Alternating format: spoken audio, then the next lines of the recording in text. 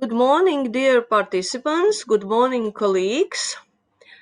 It's a great pleasure to take part in the annual 27th International Conference Research for Rural Development. My name is Inga Straupe, and I am representative of Forest Faculty, Latvia University of Life Sciences and Technologies. Today, I will be the chairperson of session of Forestry and Agricultural Sciences, and it gives me a great pleasure to declare the session Forestry and Agricultural Sciences open. At the beginning of our session, allow me to inform you about the content of our session. There are 6 participants in forestry and 2 presenters in agricultural sciences. The topics of our session are diverse and very topical. Several topics are dedicated to the carbon storage. It's now one of the most popular problems, not only in Latvia but in all European Union, in the whole world. 2 topics share the knowledge about disturbances such as wind throws and winter frost. One else topic will be about beavers' activity in forest drainage systems. And in the part of agricultural sciences, we will hear about Latvian permaculture movement and mini review of virulence of Pyrenophora triticirrhentis. The time for all presentations is 10 minutes, and it means that I will check the time, and when the time will be 9 minutes, I will give you the sign. And after presentation, we have 5 minutes for discussion and questions. And I ask you be very active and ask questions, change your opinions, get new knowledge about different problems in forestry and agriculture. And we have a little bit changes in our order of presentations because you know that springtime is very busy period for foresters and agronomists, and the first presenter will be Kārlis Bičkovskis, and I change my presentation instead. His presentation is the end of forestry session. Thank you for attention, and now I would like to ask Kārlis Bičkovskis share his presentation with us, and the presentation will be variables determining sites of beaver activity in forest drainage systems. Please, you are welcome, Kārlis. Hello, good morning, everybody. All right, so I will start with the research problem. Beaver once was led to extinction in Latvia territory and in most of the Eurasia. However, it was reintroduced in 1927. Reintroduction turned out to be very successful, and now beaver is a common hunting game with a population of about 62,000 individuals. Drained forest takes about 32% of all forests, and some of them are among the most fertile lands. As it turns out, drainage systems are good habitats for beavers. However, beaver damming activities cause negative effect to forest stands, mainly causing flooding and that cause deadwood formation.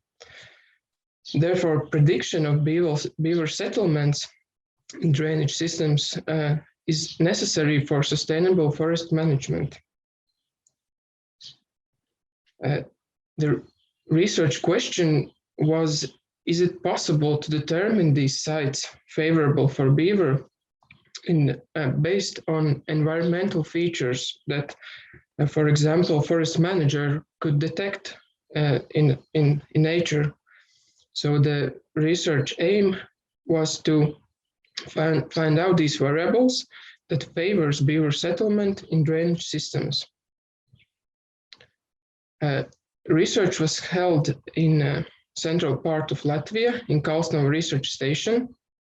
In about 1,000 hectares, 74 kilometers of drainage ditch were inspected, and sample plots were spaced every 100 meters. At each sample plot, characterization of vegetation and drainage parameters were registered. Drainage parameters included like the depth, slope width, the stream velocity, the water depth and width. Also, soil type was registered. Ground and aquatic vegetation was registered if there were these particular factors. However, beaver activity and settlements were registered all despite the previous sample plots. So the data includes both occupied and unoccupied beaver sites. A method of generalized linear models were used to determine significant variables for the response beaver dam.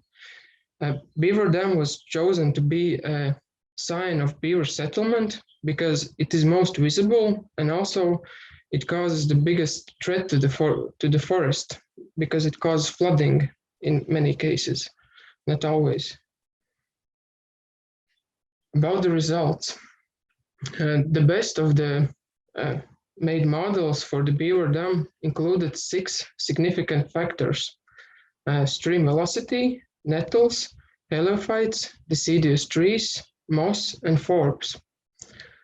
Stream velocity was the only factor from the ditch parameters that appeared to be significant. Soil type did not appear to be significant, meaning that, and as it showed in the research, that both in peat soil and mineral soil, beaver can successfully build their habitats. Deciduous trees is a significant factor and very necessary for beavers in a boreal forest zone. Vegetative factors like heliophytes, nettles, moss appear to be significant, although they could be like a positive feedback loop. For example, beaver can build a dam causing wet conditions, and then maybe nettles start to grow, or reeds and moss. In conclusions, in boreal forest zone, deciduous trees are mandatory for beaver settlements because beavers build their winter storage for the food, so they need access to deciduous trees. Also, continuous water flow is necessary to ensure living conditions in beaver habitats. Vegetative factors such as forbs, moss, and nettles did not prove a causal relationship. However, these factors could be used as an indices for empirical evaluation of habitat suitability. In the end, from this research, we can conclude that based only on environmental factors that we can detect in nature, it's not the best way to predict beaver settlements, because the abundance of beaver dams and settlements are impacted by other factors. Very important from those are population demography, such as the density of the population, beaver family size, and the occupation time. Also, the hunting intensity at the particular area, both from the natural predators and hunters. Also, the drainage system features are important factor that it is necessary for prediction of beaver settlements, because the relief and the drained area size are different, and therefore the available habitats for beaver. Also, environmental factors such as the availability of natural water bodies and dispersion of feeding resources near them are important to predict the abundance of beaver settlements and drainage systems. And that's it. Thank you for your attention. Thank you, Kārlis, for very interesting presentation. We know that the beavers are great engineers and they make amazing things in the forest. Now I would like to ask you about questions to Kārlis. I have one question, and maybe you can explain us how the beavers influence the biodiversity in the forest. Well, beavers are good contributors to the biodiversity because they change the conditions to wet to the wet sites, more like to wetlands. So that causes it's like a central place where many animals gather, from vertebrates, birds, also the big mammals like deers come to those ponds to enjoy those places. So beaver is very important for the biodiversity. However, they are not a good place in drainage systems, because the drainage system's main task is to drain the area for better growth of the trees. Not to dam them. So beaver can act successfully in other places, like in swamps, lakes, rivers, where they do their good job with the biodiversity. Thank you. And what about deadwood? The increasing of deadwood in the beaver site? They do that too, and it is good in other places than in commercial forests, because the amount they can flood is very big, and the losses for commercial management is big. Therefore, they are not very favorable in drainage systems. However, in other territories, it is good, because that would causes a good habitat for other like insects and other species, also birds. Okay, thank you, Kārlis. Maybe somebody will ask any question? No questions? I don't see questions. Thank you, Kārlis, for your presentation, and I wish you good luck in the forest today, because it's beautiful spring day, and I hope that all your things will go very good. Yes. And I would like to ask the next presenter, Daiga Zute, and she's from the Latvia State Forest Research Institute. Hello, dear colleagues. My name is Daiga Zute, and I am a PhD student from Forest Faculty. My topic for today is carbon storage in old-growth conifer stands, growing on organic soils. I would like to start my presentation with introduction of forest research in Latvia on old-growth stands, and to give a characteristics what we study in Latvia. Carbon accumulation in old-growth forest stands is gaining increasing attention due to the role of forest sector in global climate policy. We all know about Paris Agreement and Kyoto Protocol requirements. Therefore, it was also very important for Latvia to have more understanding how much carbon is accumulated in Latvian forests. Therefore, our institute, SILAVA, started a new research project, greenhouse gas emissions and carbon sequestration in old growth stands. The project includes 4 main tree species: Scots pine, Norway spruce, birch, and common aspen.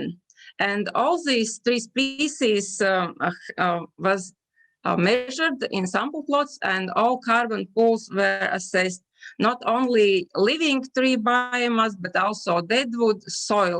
So we will have in-depth analysis on carbon accumulation in old forests. Some of the results are already published, and those are reference to growing conditions on mineral soils.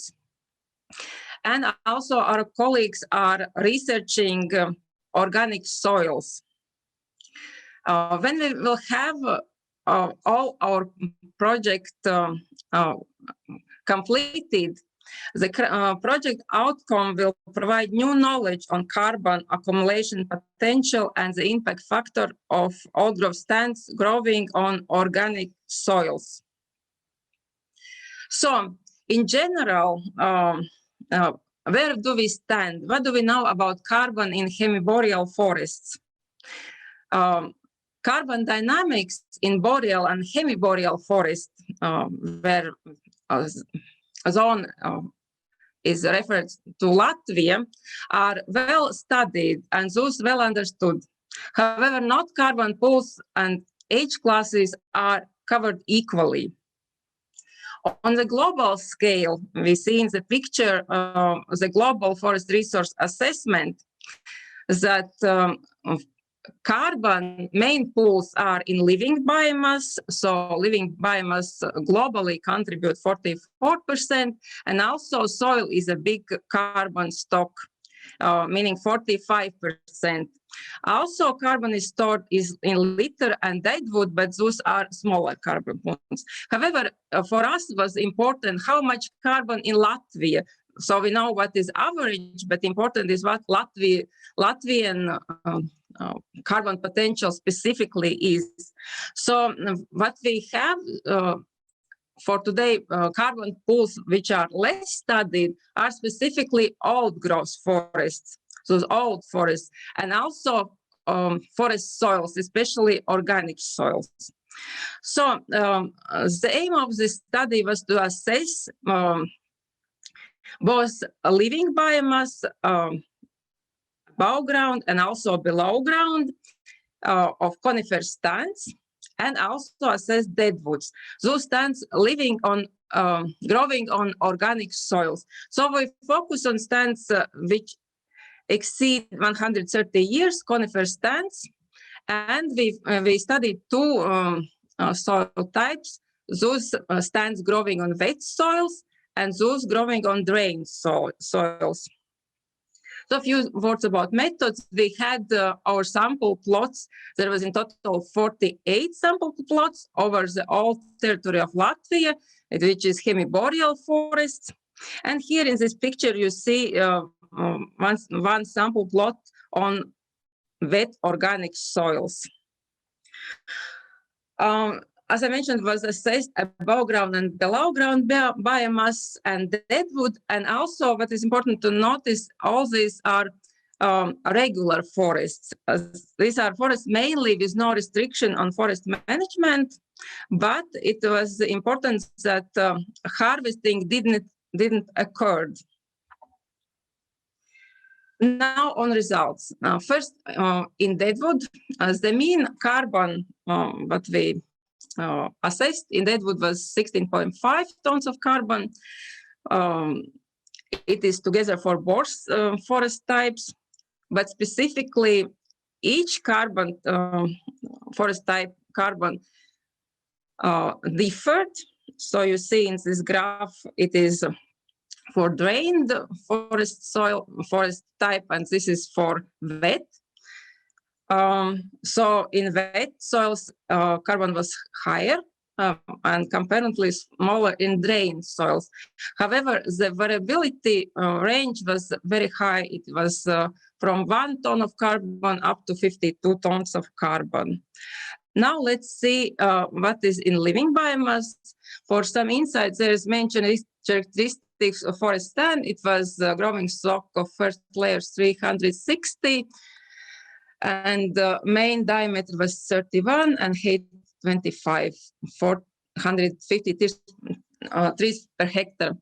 We see that in mean values in living tree biomass pool was 135, and the living tree pool dominates. So we see, if we see distribution about above ground and below biomass, we see the same tendency of both soil types. And on average, it is above ground biomass almost 80%, and below ground about 20%. But also variability is very high. If we see specifically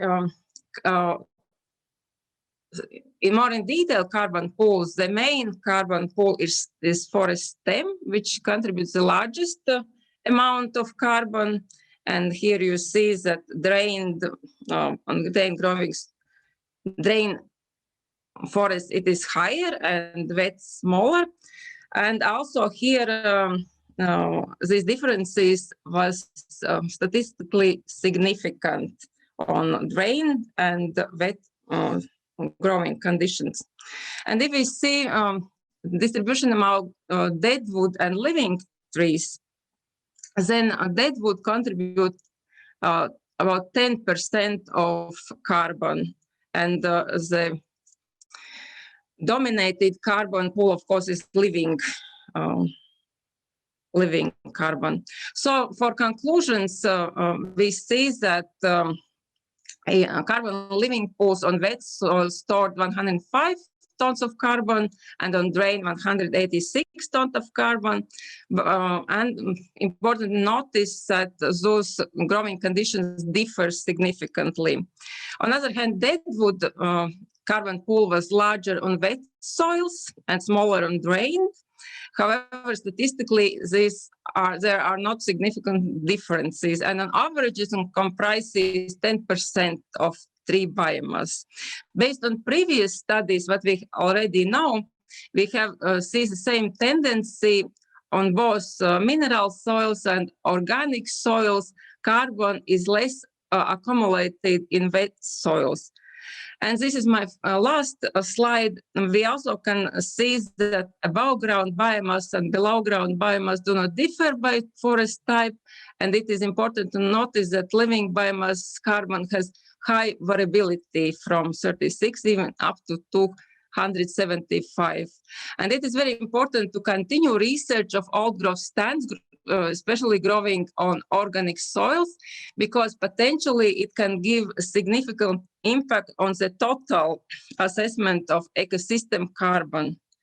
With this, I conclude my presentation. Thank you very much. Thank you, Daiga, for very interesting presentations. And I have several questions to you. And the first question is, how many wet forests on organic soils we have in Latvia?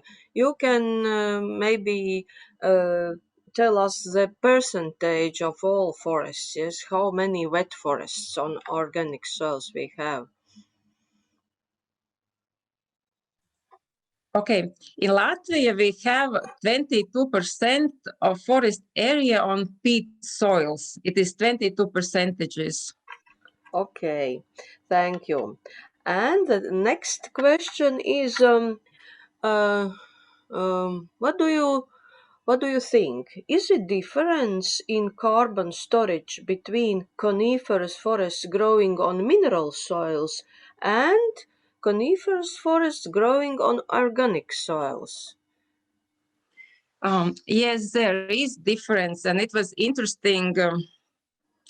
It was interesting to compare those results So we already have these results on mineral soils. We have also published those results in scientific literature. And if we compare, there is important to divide living biomass and dead wood, those pools. So if we talk about dead wood, and also it is important to have specifically assess those stands on wet growing conditions and on drain conditions. If we compare drain conditions, then on organic soil, living biomass was higher for living trees. But for mineral soil was not so high. When we talk about dead wood, for example, as I mentioned, on organic soils, the highest dead wood was specifically on wet soils. Thank you. And one else question, the last question from me is about deadwood. What do Yes. you think? How long time we need? How long time deadwood need for decomposing on wet soils? For example, logs or snags. How long time they need for decomposing? It means for how long time is for this carbon storage in this deadwood? In fact, it is a quite complicated question. And for example, when we measure deadwood, we have this specific methodology by Kostner, and then we divide deadwood by 5 stages of decomposition. So we also can say how fresh it is. So type number 1 is the just fallen tree, for example, and number 5 is already quite decomposed. So we have also, for example, when we have carbon reporting, there is this methodology when we assess kind of average years for carbon storage in deadwood as well. But yeah, I think it is also a subject. So I don't have, I think we don't have a scientific answer for this, your question so far, and to be sure. So it is a topic for a new research, I believe. Thank you, Daiga, for very good answers. I am very satisfied with your answers, and I think that all participants are very glad to hear these answers too. It provides new knowledge for us about these questions and about this problem. And I wish you good luck in your research in the future too. Thank you. And now, maybe somebody would like to ask Taiga. I don't see the questions. Thank you. And the next presenter will be Solveiga Luguza. She is a representative of Latvia University of Life Sciences and Technologies, but for this topic there is several authors. There are several authors, Endijs Bāders and Ieva Jaunslaviete, and they are a representative for Forest Research Institute Silava. And the topic is about characterization of naturally regenerated post-wind-throw forest structure through structural spatial indices.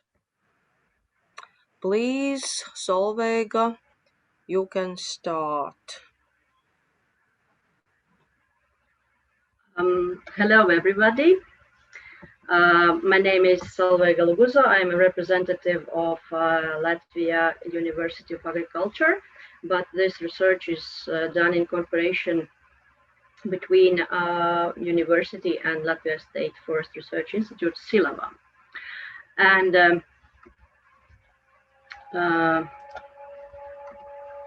topicality of this question is that natural disturbances are a major force influencing the species composition and structure of ecosystems. And the anticipated increase in extreme disturbance events due to climate change is likely to expose Norway spruce-dominated forests in Northern Europe to new conditions. Situation is that empirical data on the resilience of natural forests to disturbance and the long-term patterns of regeneration is in its aftermath is currently scarce. But an understanding of the consequences of windthrow for spatial patterns of natural regeneration and of the conditions that may enhance it are key objectives in working towards the sustainability of silviculture systems. Aim of this exact research was to provide information about forest recovery following extreme disturbance with no subsequent human intervention, and working out a quantitative assessment of natural forest stands dominated by Norway spruce to characterize patterns of stand structure 44 years following a stand replacing disturbance. To reaching the aim, such tasks were established as follows. The first task was to characterize the tree spatial arrangement within the stands that formed after the disturbance. And secondly, to assess the effect of storm legacies on forest resilience through spatial metrics. And to start the research, the hypothesis of research was established that legacies of the storm will promote high spatial size diversity in Norway spruce stands with low species mingling, while the establishment of subsequent generation trees will be responsible for high species mingling. When we talk about the materials, firstly, I would like to say that the study area is located in northwestern Latvia in the Slītere Nature Reserve. The Slītere Nature Reserve is a flat land and has a moderately cool and moist climate, which is regularly affected by cyclones from the Atlantic Ocean. But at the same time, this is the territory what has been excluded from forest management activities since 1923. Most part of these stands, approximately 80%, comprised spruce stands, were severely damaged by a cyclonic storm in 1969. Post-windthrow salvage logging was not carried out within the windthrow area, and the forest regenerated naturally there. Stands, what we selected from all the stands, were satisfying two conditions. Firstly, these were stands 80 to 120-year-old Norway spruce domination prior to the storm, and secondly, canopy area loss over 20% during the storm. In each stands 4 circular sample plots of 500 square meters each were located along the longest diagonal. 71 plots were established, and the position of all individual trees were mapped by measuring the direction and distance from the center of the plot to the subject tree. For all the trees with diameter at breast height more than 6 centimeters, the following characteristics were measured: diameter, height, and a species was detected. Furthermore, the damage status was recorded. In total, 7,238 trees were measured, and increment cores were collected from 3,749 trees in total. To assess the effect of storm legacies on stand regeneration, we reconstructed the tree size prior to the storm and performed release suppression analysis to identify the advanced regeneration trees prior to the storm. We used this information to subdivide plots into 3 legacy types. And these types were based on following criteria and named as follows. First, group new. New means no legacies. Over 90% of all core trees in the plot were new generation. Second group, advanced regeneration. More than 10% of all core trees were legacies, and the majority of them met one or more of following conditions. And these conditions were less than 15 centimeters in diameter prior to the storm, and or exhibited a sharp radial growth release after the storm, and or at the point of measurement were growing into upper canopy layer trees. And third group survivors where more than 10% of all core trees were legacies, and they were already part of the upper canopy layer prior to the storm. And root color of these trees diameter were over 50 centimeters in the year before the storm. It's in 1968. The quantitative assessment of natural forest stands was performed using forest spatial data.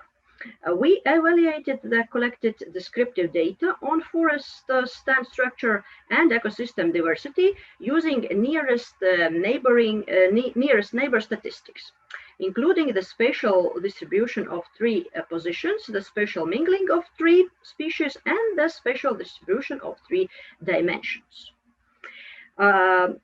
The spatial structure of the forest was quantified by describing the spatial relationships between the reference tree and its 4 closest neighboring trees, and about the spatial indexes. We calculated the following indexes: species mingling index, size differentiation index, and aggregation index.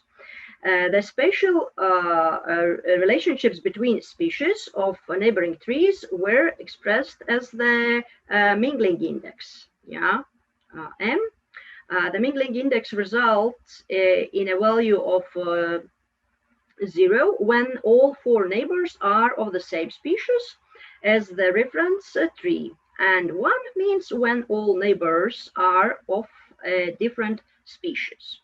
Next index, size differentiation index, means competition between trees for growing space and light interception was assessed based on the diversity of tree dimensions, tree diameter, and calculating using the spatial size differentiation index T.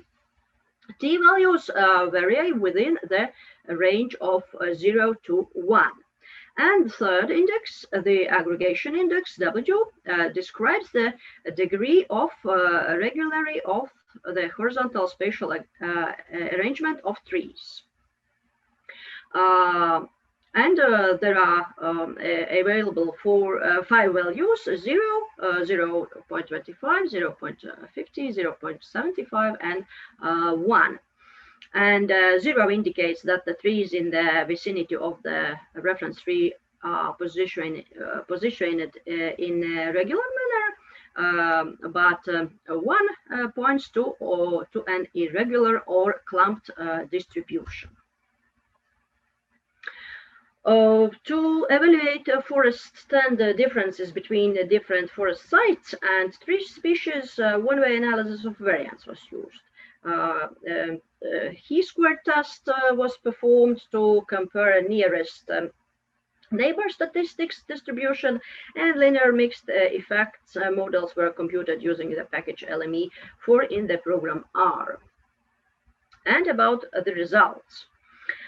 The stands are generated in very different ways after the stand replacing disturbances. The regenerated canopy layer consisted of 10 species. The pre-storm dominance of Norway spruce in the canopy was replaced by pioneer species in a lot of plots. 14% it was aspen, 17% it was birch, 14% it was black elder. However, in a significant proportion of plots, it's 32%, Norway spruce remains the dominant species. But in some plots, it's about 23%. A mixture of these three species were observed. The mean numbers of trees per hectare differed strongly between the dominant species. Snag density was similar in all plots, regardless of dominant species. Meanwhile, the majority of the snags were located in the Norway spruce stands. Mean diameter was found to be significantly different between plots with different dominant species. Meanwhile, mean height was similar between plots with different dominant species. The highest mean basal area was found in aspen stands. The lowest was found in Norway spruce stands. But the mean age of the stands showed high variability between dominant species stands. About the results of different indexes. Generally, the Mingling index suggested a diverse mixture of species in the undamaged stands. The distribution of species mingling for the naturally regenerated forests reveal us that 20% of all trees occur in species clusters. Weak size differentiation compared to the immediate neighboring tree was exhibited by 45% of all assessed trees. The size differentiation index distribution pattern showed a decreasing prevalence of higher size differentiation values. The aggregation index describes the degree of regularity of the horizontal spatial arrangement of trees. According to the aggregation index, the majority of trees, more than 50%, were distributed randomly within sample plots.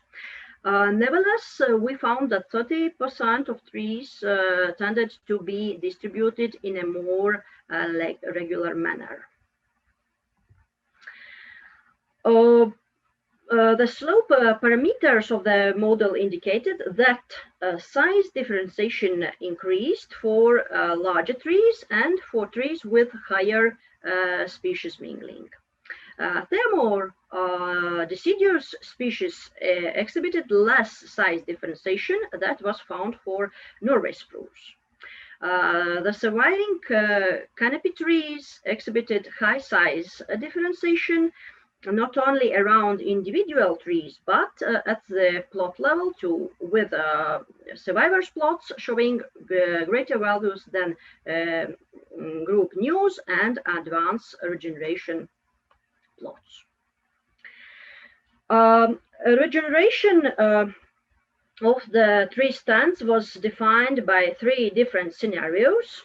We found that the most frequent scenario was new. It was 44% of all plots, where regeneration mostly occurred from new seedlings. The advanced regeneration scenario was recorded in about 40%, followed by the survivor scenario in 70%. And the situation is that birch was the most common dominant canopy species in new plots. Norway spruce was found to be the most common dominant species in advanced regeneration plots. And in survivors plots, all species were dominant and similar at similar frequencies, with the exception of pioneer species, which were lacking here. And conclusions. The different initial states, for example, different characteristics of the advanced regeneration before the storm, of the stand shaped forest structure and affected its complexity. The general mingling pattern of the study at stands was characterized by a similar distribution between low and high species mingling, and was affected by the size differentiation index. Tree species, the legacy type for individual trees, and the legacy type at the plot level. Storm survivors increased diameter differentiation not only in their close vicinity, but also for the whole plot. The regularity of the tree spatial arrangement suggested the random distribution of the majority of the trees. Openings around canopy survivors promoted suitable conditions for ingrowth of species other than spruce, and which led to the high mingling. Survival of Norway spruce as pre-storm advanced regeneration of or surviving canopy trees resulted in low species mingling and sustained Norway spruce dominance. Great acknowledgement to Nature Conservation Agency and to Sliter National Park, and thank you all for the attention. Thank you, Solveig, for your very complicated study, for complicated presentation. And now it's time for questions. And I have some questions for you. Natural disturbances, they are very important factors for new regeneration of new generation, but sometimes these natural disturbances causes very dangerous results, and maybe you have idea how to limit these natural disturbances, this influence of natural disturbances in the forest.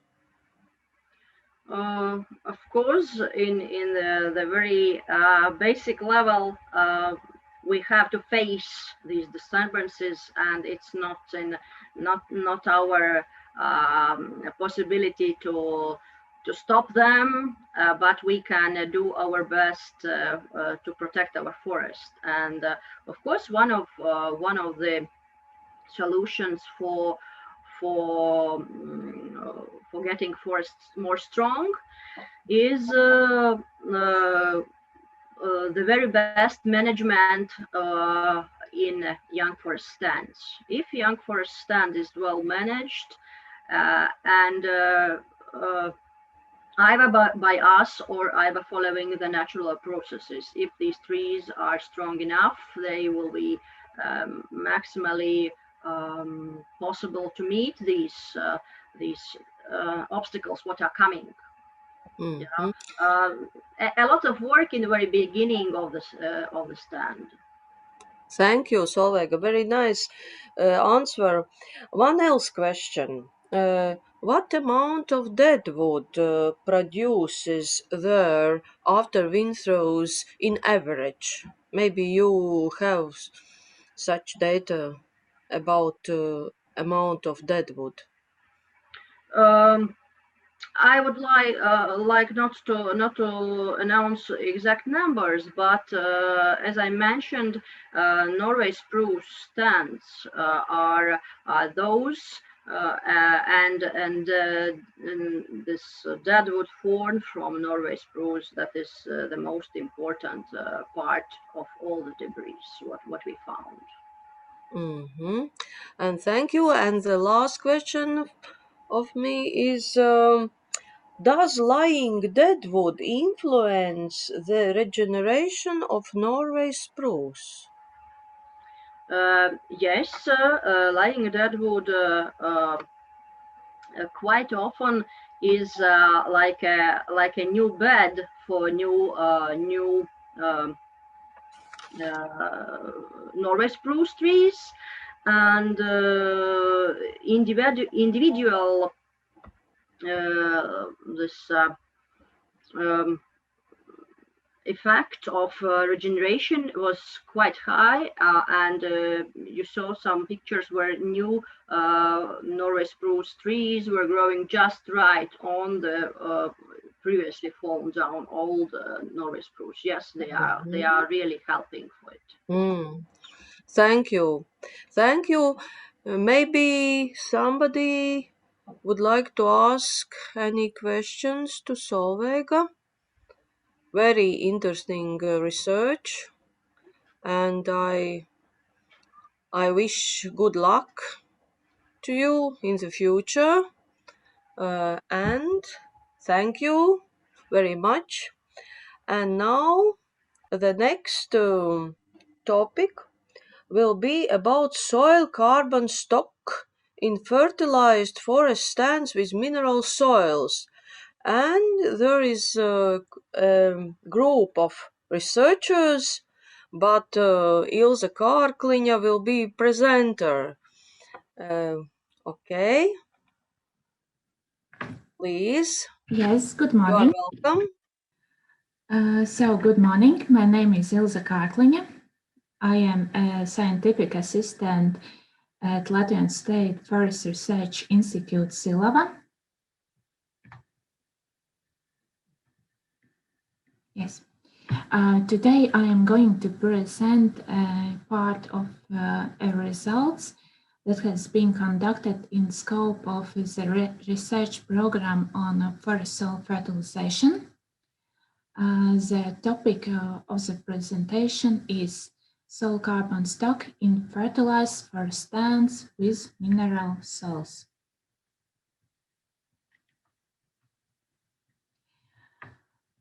Forest mineral soil is one of the terrestrial carbon pools, and changes in forest management practices can affect the carbon stock in forest soil. Changes in carbon stock of boreal forest soils are mainly result of warming, deforestation, and occasional periods of fire. And organic matter has an impact on quality and structure of soil, its chemical and biological properties. The demand of harvested food products is increasing, and forest soil improvement with fertilizers can improve forest growth conditions. And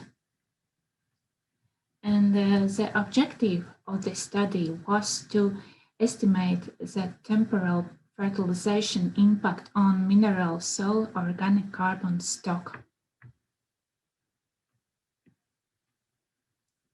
So, the dominant tree species in the experimental objects is Norway spruce, Scots pine, and birch. The objects were established in forest stands with dry mineral soil, with wet mineral soil, and drained mineral soil. All the research objects were divided into 3 groups, depending on the received treatment, namely wood ash in combination with ammonium nitrate, and only ammonium nitrate, while the control plots were left without any treatment. 10 centimeter square samples of all horizon and mineral soil samples at 4 fixed depths were collected at each plot ensuring 2 replicates per plot. Samples were collected in year 2019, and that is 2 to 5 years after the forest soil fertilization. For all horizon and each mineral soil layer, organic carbon stock was calculated.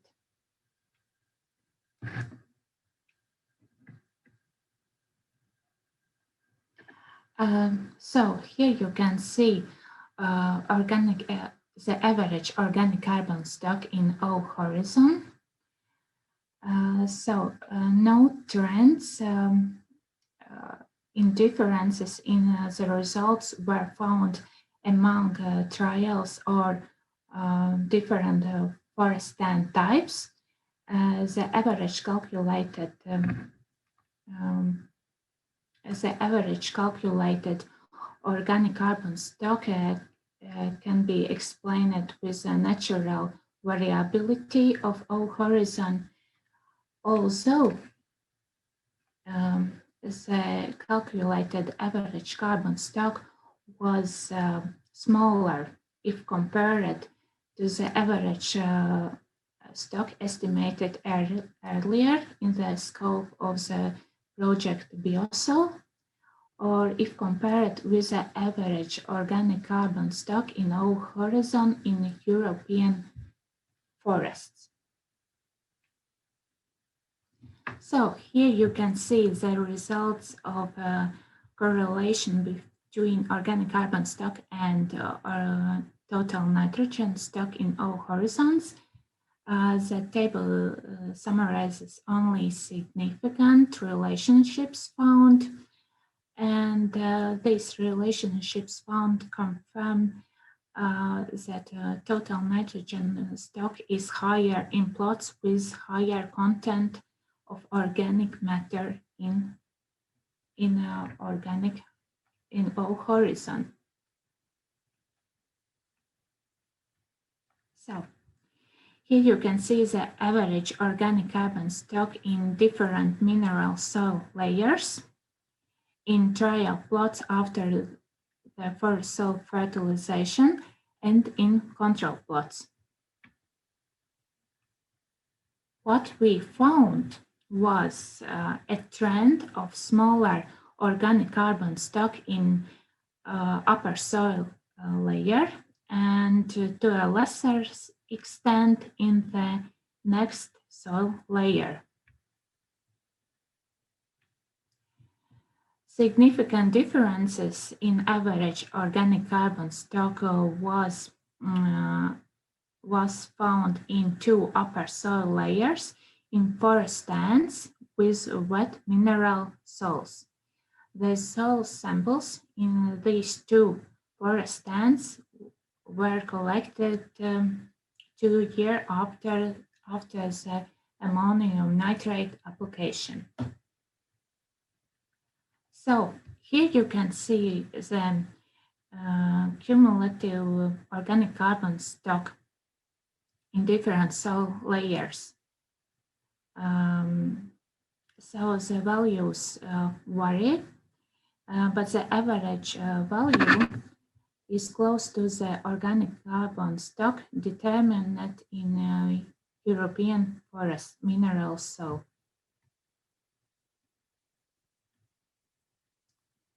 So this table summarizes only significant relationships found between relative organic carbon and total nitrogen stock in soil layers.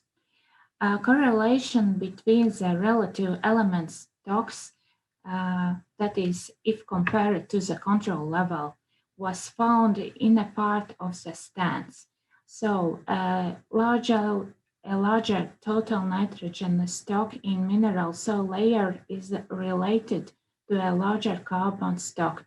In addition to this analysis, a correlation analysis between organic carbon stock and total nitrogen stock in forest soil was conducted. The relationships were found nearly in all soil layers, all plots, and all stand types. And to conclude, we found no significant trends in average carbon stock in O horizon. A smaller organic carbon stock in upper mineral soil layer was detected in most of the fertilized plots, but a significant difference between control and fertilized plots was found in upper two soil layers of birch stands with wet mineral soil, indicating a possible impact of ammonium nitrate on mineralization of organic matter. However, these differences found may be also explained with different moisture regime and initial organic carbon stock in these experimental plots. No significant difference between soil organic carbon stock in control plots and plots fertilized with wood ash and nitrogen containing mineral fertilizer was detected. Similarly, no significant changes in total nitrogen stock was found in fertilized plots. So on average, forest soil fertilization with wood ash and ammonium nitrate does not have a significant impact on organic carbon stock in mineral soil 2 to 5 years after the forest soil fertilization, suggesting that the study should be continued. A relationship between organic carbon and total nitrogen stock in mineral soil was found practically in all plots, both control and fertilized, and in most of the plots, a relationship between the stock in O horizon. And thank you for your attention. Thank you, Ilse. I have several questions to you. And the first question is, how many forests in Latvia are on natural mineral soils and on drained mineral soils? Maybe you can say the proportion in percentage. Approximately. Unfortunately, lately I haven't seen the statistics, and I wouldn't like to guess. Yes, I'm afraid I cannot answer this question. Okay. I think I didn't include that information in the proceeding also. Okay, thank you. The next question. What is chemical content of wood ash? Wood ash? Yes. Well, first of all, wood ash is an alkaline material. In Scandinavia, it was used also as a liming material in acid forest soils. But wood ash also contains macronutrients, also trace elements into some extent, but it is considered that wood ash contains practically no nitrogen. So that's the reason why wood ash is often combined with nitrogen containing mineral fertilizer. Of course, if the wood ash is applied in nitrogen poor forest stands. But what is important is that wood ash, the chemical composition of wood ash may vary a lot. It depends both on the fraction of the wood ash, namely the fine fraction, what is called the fly ash, or the hard fraction, what is called the bottom ash. Also, the wood ash, the chemical composition depends also on the combustion process, on the burnt material, whether it is the stem or branches. also on many other factors. Therefore, the chemical analysis should be done. Mhm. Thank you very much. And the last question for you. Maybe you know which of soil horizons or layers is the most important for growing of trees? Well, They all are important, but maybe some of them is more important. well, usually the well, they all are important, but I have also analyzed the data and try to find some pattern of the dominant tree species. And not always it is impossible, but for example, for Norway spruce, I am planning to analyze separately the upper mineral cell layers from 0 to 20 centimeter depth. That would be maybe more important for Norway spruce. But if we are talking about such an experiment with a forest soil fertilization, in first years after this experiment, the first changes in the chemical composition of the O horizon or mineral soil layers should appear exactly in the upper mineral soil layers or O horizon.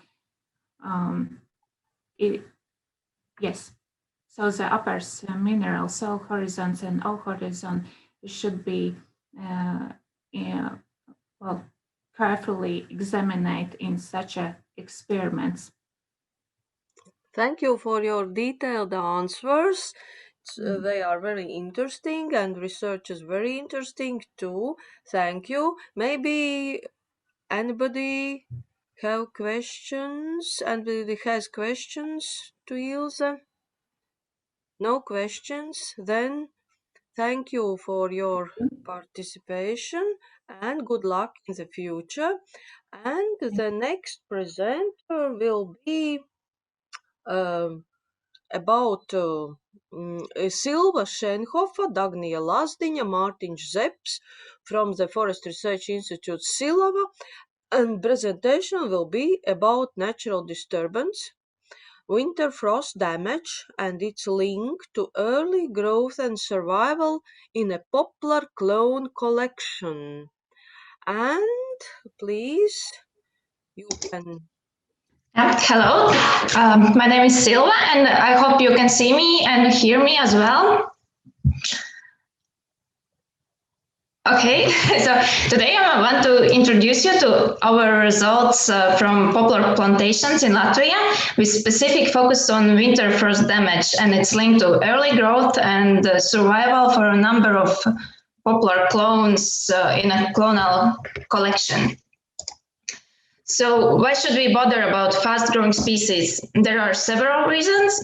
A growing global population increases demand for resources, with special attention for optimal uses of renewable biological resources. And wood is the most versatile natural material in the world, which is used from lumber in the construction of buildings to wood fiber in bioplastic. Most fast-growing species could be grown on agricultural land, so it could possibly reduce wood extraction pressure on forests. And fast-growing species reach large dimensions in considerably shorter rotation than our native tree species. This might provide wood sources when other tree species have shortage due to uneven age structure. One well-known fast-growing species is poplars. Poplars already have been introduced in Latvia and are mostly associated with urban greenery. However, poplars have gained a bad reputation as during the Soviet times, female clones of poplar species that produce a vast amount of fluff were widely planted. Here we are talking about different kind of poplars than these in the greenery. There are about 50 poplar species in the world, among which most are fast growing and are able to form interspecies hybrids. Hybridization, selection, and propagation of the best performing clones are the basis for productive and qualitative wood yield. And poplars can be propagated vegetatively, which is relatively simple and cost-effective way. Additionally, that allows to produce large quantities of precise copies of the clone, meaning that all progenies have the same characteristics as the mother plant in terms of productivity, stem form, resistance, and others. Poplars also have good sprouting ability, reducing establishing costs for the second rotation period. And poplar plantations can be established both on forest and agricultural land and can be grown for either timber or energy wood production. As for all tree species, there are several risks. For poplars, Northern European countries largely rely on poplars and their hybrids that are transferred northward from the more southern regions, and this poses risks related to their suitability to our climate. The first indications of frost-related damage we observed in autumn 2015, when, as you can see here in photos, in the same trial, nearby standing clouds had different intensity of damage, from no visual damage to completely damaged leaves and withered stems. And under the ongoing climate change, the importance of frost-related resistance is expected to increase. I will follow with results from a clonal collection on agricultural land in Kalsnava, where we studied resistance to autumn and winter frost damage, growth, and survival. The trial included clones from Sweden, Italy, Germany, and of our local origin. About half of the clones had autumn frost injuries, but the majority of them had low proportion of damaged trees. There were 4 clones that had inferior susceptibility with 10 to 20% of trees damaged. 3 of these clones were introduced and turned out to have the same parental species, suggesting that the particular combination of the species have higher susceptibility than others. We then looked at the damaged trees and found that autumn frost tends to damage the highest trees. Most presumably, these are trees that are higher than others because they grow for a longer period and are not hardened their shoots at the time when the temperature suddenly drops, so they are unaware that the winter is coming. However, the observed damage had low effect on clone height performance, as there was a relatively tight correlation between the height of the alive trees and undamaged trees. Also, autumn frost damage had no negative effect on survival, suggesting that autumn frost damages unhardened shoots, but not on extent that affects plant survival.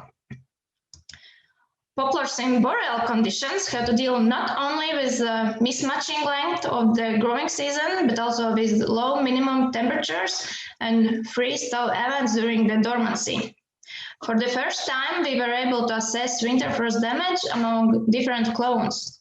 What we saw was that, in contrast to autumn frost damage, trees that were susceptible to winter frost were shorter than the undamaged trees. Also, we found a link between higher winter frost damage intensity and lower survival, suggesting that this is a more serious practical concern than the frost at the end of the growing season. We put together the proportion of autumn damaged trees and winter frost damage grades to see if clones react to both types of damage in a similar way. What we saw was no link between susceptibility to autumn and winter frost damage, indicating that there are different underlying mechanisms for these types of injuries, and implications of both damage types should be considered when clones are selected. Of course, we also looked at the height growth as we want to select not only resistant but also productive genotypes. And there was a large variation in height growth of the studied clones in all assessed years, and the differences among clones were roughly from 2.5 to 3 times. However, as you can see here in a graph, clones had different height growth strategies. Some were fast starters and continued to be among the top clones in the following years, while some of these fast starters set back to middle of the ranking after a few years. When we looked at how clones changed their positions between the years, we can see that there is a much closer correlation between the third and fourth year as compared to changes between the first and the third year. This means that for clone selection based on the height performance, we should wait for some more years, preferable at least to age of 7 to 10 years. That would be about half of the expected rotation. Then we put all assessed traits into one graph. The clones here are ordered according to winter damage grades. Asterisks show the proportion of autumn damage grades. The bars show height of the clones at the age of 4 years, and the bullets show survival. And the clones that had survival lower than 70% are colored in a lighter shade. Now, we can see that the clones that are least damaged by both winter and autumn damage also have decent growth and survival. We can also see that there are a number of clones that have similarly good performance, meaning that we can spread the risks by planting several clones. Additionally, we can see some inferior clones that most presumably could be omitted from the further testing due to low performance in several of the tested characteristics. To sum up all the information, we have drawn the main conclusions from this trial. First, the fast-growing trees are more susceptible to autumn frost damage that reduces the height. Trees with poor growth are more likely to be damaged by winter frost that negatively affects survival. Clones with good height growth that are not susceptible to cold injuries might be selected, and the top 50% of clones had comparable height and reasonable survival. This means that several clones with close performance could be selected for commercial use, and this allows to mitigate both ecological and financial risks. A suitable tolerance to cold injuries of locally selected clones has not sufficient advantage to gain higher yield as compared to highly productive, although more sensitive introduced clones. And for some clones, the fast growth likely compensated the height loss due to autumn frost damage. And this is all new, valuable information of clone suitability to our climate and growth. And still there should be further monitoring until clones have reached at least half of the expected rotation age to confirm our findings from this trial. Okay, thank you for your attention, and I'm open to your questions. Thank you, Silva. Very nice presentation. A lot of new knowledges, and I have several questions to you.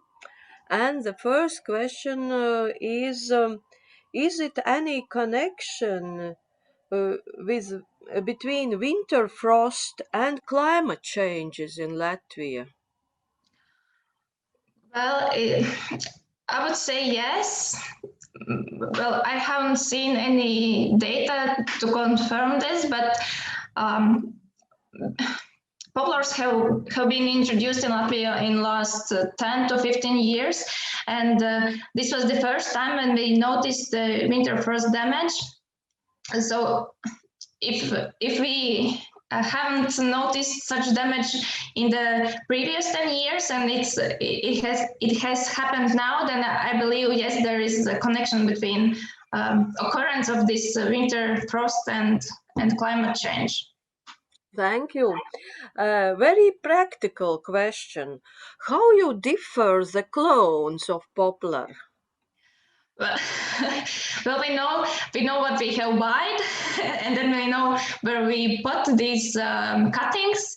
So we have plan of the plantation, but and actually when they have grown for several years, you can actually distinguish between different clones because they have different shade of leaves or different stem form. So basically that's we know what we planted where, and then when we look at them after a few years, we can somehow they look more similar than others. But do they have some morphological differences or only genetical differences? Well, they also look differently. Yes, Yes. they differ in, for example, in color of the stem or of the bark, or they have different branching pattern or different shape of buds. Yeah, so we can also uh, distinguish them by looking at them. Mhm. Thank you. And the last question uh, from me is which are the most popular poplar species in greenings in Latvia? Oh, well, unfortunately, I cannot. There are so many popular species, so many. So, How many do you know in the world? How many species of poplar? well, there are different numbers in different publications, but I believe there is more than 50 popular species, Okay. and there are also these hybrids. So there are a lot of more genotypes. Yeah. Well, yeah, I cannot answer this question, unfortunately. No, Populus alba maybe. Yeah, but I believe that's more aspen than poplar. I think so. Yeah. I don't know.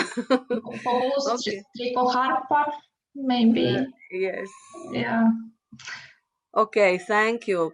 Thank you, and thank you for interesting presentation, and I wish you good luck in the future.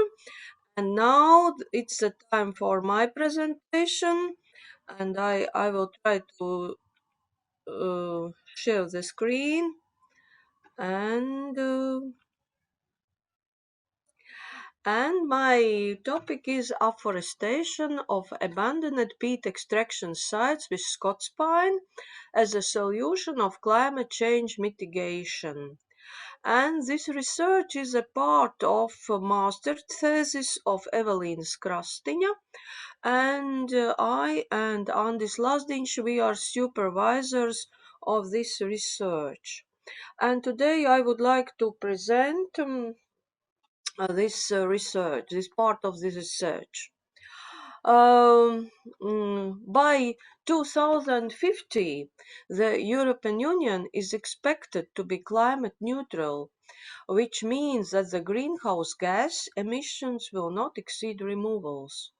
And this initiative is also supported by Latvia.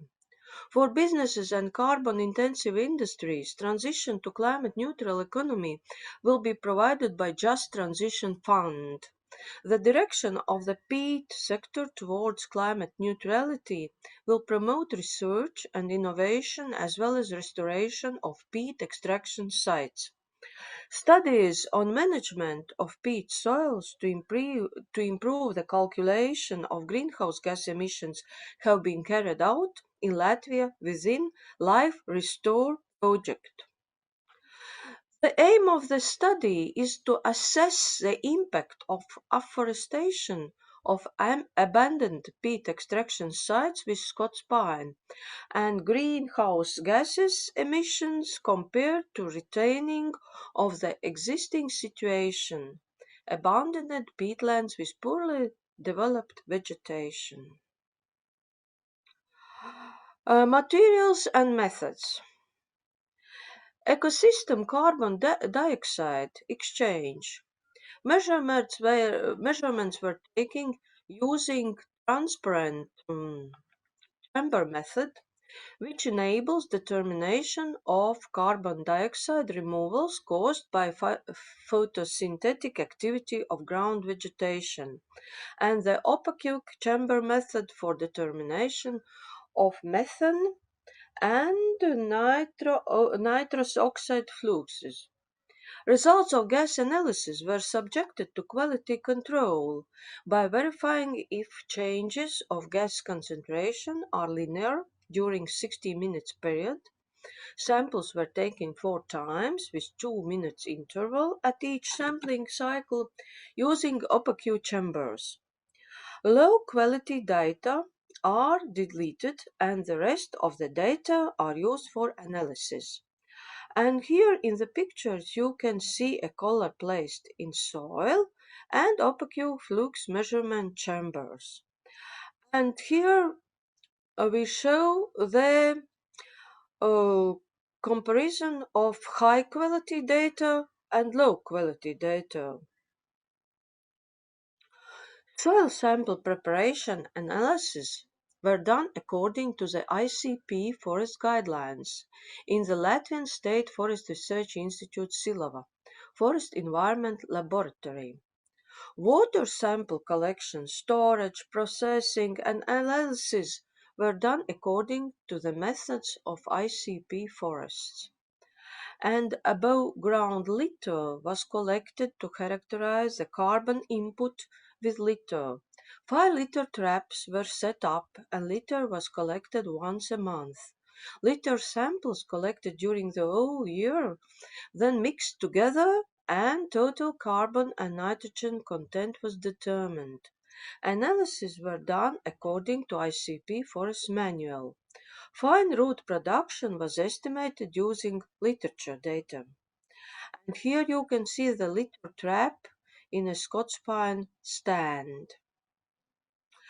And here you can see the example of plot design in every place. Results and discussion. In 18,000 hectares abandoned peatlands with poorly developed vegetation, total greenhouse gas emissions from soil in case of continued abandonment of these areas are 216.8 kilotons carbon dioxide equivalents per year. According to the emission factors elaborated within the scope in the Life Restore project, total greenhouse gas emissions from soil are 155.7 kilotons carbon dioxide equivalents per year. And application of country-specific greenhouse gas emissions factors reduces these emissions by 28%. If 18,000 hectares of abandoned peatlands are afforested with Scots pine, total greenhouse gas emissions from soil are 219.19 kilotons carbon dioxide equivalents per year. And according to country-specific emission factors in 18,000 hectares, the total greenhouse gas emissions from soil, if country-specific emission factors are applied, reduce to 95.47 kilotons carbon dioxide equivalents per year. It means by 56%. And after afforestation, carbon stock in living woody biomass increases to 93 tons carbon per hectare. In deadwood, to 4.5 tons carbon per hectare in 30 years period, and in ground biomass to 2.2 tons carbon per hectare during 5 years period. These values are used in national greenhouse gas inventory to determine impact of land use changes. A total greenhouse gas emission reduction from soil after afforestation, if country-specific emission factors are applied, is 60.2 kilotons carbon dioxide equivalents per year. The difference between the default assumptions and country-specific method is 14.1 kilotons carbon dioxide equivalents per year. Additional reduction of greenhouse gas emissions is ensured by removals of carbon dioxide in living and dead biomass in forest lands, 9.2 tons carbon dioxide per hectare per year, and the net greenhouse gas emission reductions do not significantly differ in case of application of IPCC 2014 wetlands supplement and country-specific emissions factors. In 30 years period, it reaches 5,000 kilotons carbon dioxide equivalents. And conclusions. Afforestation of degraded peatlands can contribute to significant greenhouse gas reduction in wetlands, up to 20% of the net greenhouse gas emissions due to wetlands management. The most of greenhouse gas mitigation potential is ensured by accumulation of carbon dioxide in living biomass. Application of country-specific emission factors is important. It turns net increase of greenhouse gas emissions from soil due to afforestation if the default emission factors by the IPCC 2014 wetlands supplement are applied into net removals if the country-specific factors are applied. And it is also important that value of different greenhouse gases is changing. Methane turns into net sources of emissions, and the value of nitrous oxide and carbon dioxide significantly reduces, which points to the conclusion that the default emission factors reflect different conditions, water regime, soil fertility in comparison of Latvia. In Latvia. The study was supported by the grant of project of Latvia University of Life Sciences and Technologies, implementation of research program, and the project demonstration of climate change mitigation potential of nutrients-rich organic soils in Baltic states and Finland Life Org Balt. And thank you for attention.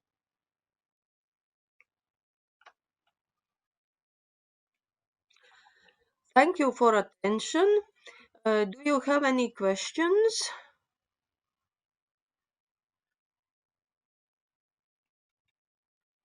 If you have not questions, then I would like to end this part of our session. The forestry part ends, and now we will start the next part. The session in agricultural sciences, and the first presenter will be Elgars Felcis. He is representative of University of Latvia, and the presentation will be about ecological practices as sustainable management of common natural resources, the case of Latvian permaculture movement. Please take the Yes, hello everyone. Okay. Yes, thank you, Inge, for the introduction and welcoming on the conference. Just in a second, I'll share the screen of the presentation and start. So yeah, once again, so that's the topic of today is research on permaculture movement as part of a larger agroecological movement or agroecological practices. Right? This is a work that I've carried out throughout my initiated through my Marie Skłodowska-Curie Scholarship Program, SUSPLACE, Sustainable Place Shaping, 2016-2019, and then still have continued also within the Latvian Academy of Sciences research project Ready for Change on sustainable management of common natural resources. So that's also continuation in that, and a lot of sort of this participatory action research within it, which I will speak about in a moment further.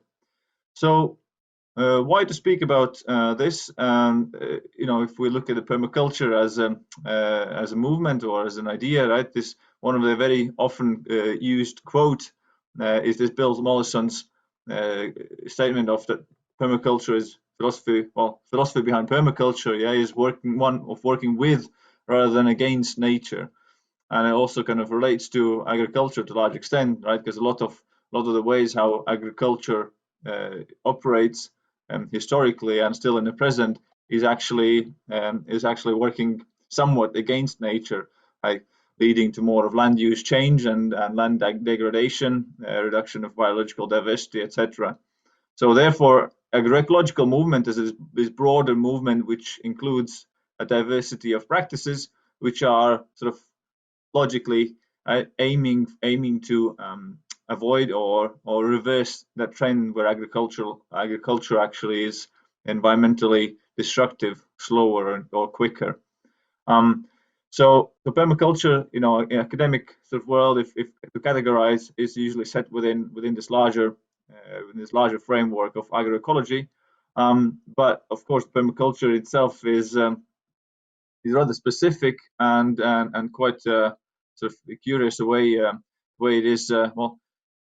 Quite specific that it doesn't include only agriculture. Right? Very early on, since it was developed in 1970s as a movement to kind of to advance more of interdisciplinary, holistic approach, which is nowadays academic world or universities are embracing this a lot. But back then in 70s, it was even more so than now. It was the trends of kind of each scientific discipline sitting in their own duck pond or their own kind of closed walls, and very little collaboration was between disciplines, and especially when dealing with this sort of interdisciplinary sustainability challenges, then there was very little of that. So Bill Mollison himself, as a trained biologist and ecologist, was very frustrated about that, and also has abandoned his academic career or his university career exactly for the reason of aiming for more interdisciplinarity and simplicity in the way of doing and conveying the message, and encouraging people for ecologically friendly or sustainable lifestyles. So therefore, this permaculture framework is very, and I'll speak about it in a moment, is also kind of including a lot of these aspects, right? It's not only permanent agriculture, it's also permanent cultures, right? How people create permanent, lasting cultures, ways to organize societies, economies in a way that is not harmful, and a way actually it regenerates and actually leaves something better after us. So if you look at this sort of statement of this working against nature, right, there's many things, the way we see in the world, how the world has turned now, is aspects of how we work against nature. Just to give a very short sort of summary of these very depressing news that we get from scientific literature as well about the state of the world we're in. The phrases that are used also in the titles of the scientific publications are quite disturbing, right? Because you would expect those, people in the academic world would rather have more balanced statements, no alarmist expressions, etc. Right? And there's multiple of those that actually are very alarmist from the statements that would almost feels like that would fit rather the yellow press and catching the headlights of the right news portals or media, but instead that's peer-reviewed scientific articles as well, including such statements in their titles, like biological annihilation that we are in, or that is also expected if the trends are continuing. The United Nations International Panel on Biodiversity Biodiversity and Ecosystem Services, this report that came out 2 years ago, which says that we have 1 million species at risk of extinction out of 8 million species currently known in the world, right? Assuming that if we don't reverse or don't change the trends that we're in, the trend lines. Strachan and Bradshaw's article about modeling these co-extinctions, that once the extinction sort of feedback loops are set in, then then co-extinctions kind of continue these feedback loops and can possibly annihilate planetary life. Again, just pay attention to the words they used. This is not really what we would expect from scientific literature. This one of the most popular scientific articles of 2017, which also caught a lot of newspaper headlines of more than 75% decline over 27 years in total flying insect biomass in protected areas, which was carried out in Germany within the nature protected areas of catching the insect biomass across almost 30 years, and with fluctuating trend, but but peaking downwards. And since then, since that 2017 publication, more research has followed in trying to kind of find any longitudinal data about insect biomass or insect sort of life, and which is very limited. I mean, which is limited, that research, but then many other sort of research also from Puerto Rico or elsewhere also confirms very, very steep downward trends, and that's we speak about bottom of the food chain.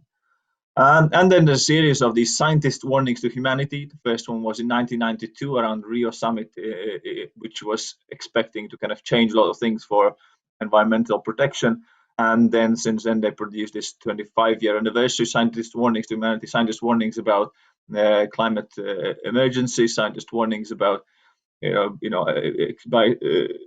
biological diversity reduction, etc. Right? This also, this is alarming as it gets if scientists want to warn us, and there's 15,000 of them signing a paper or signing the statements.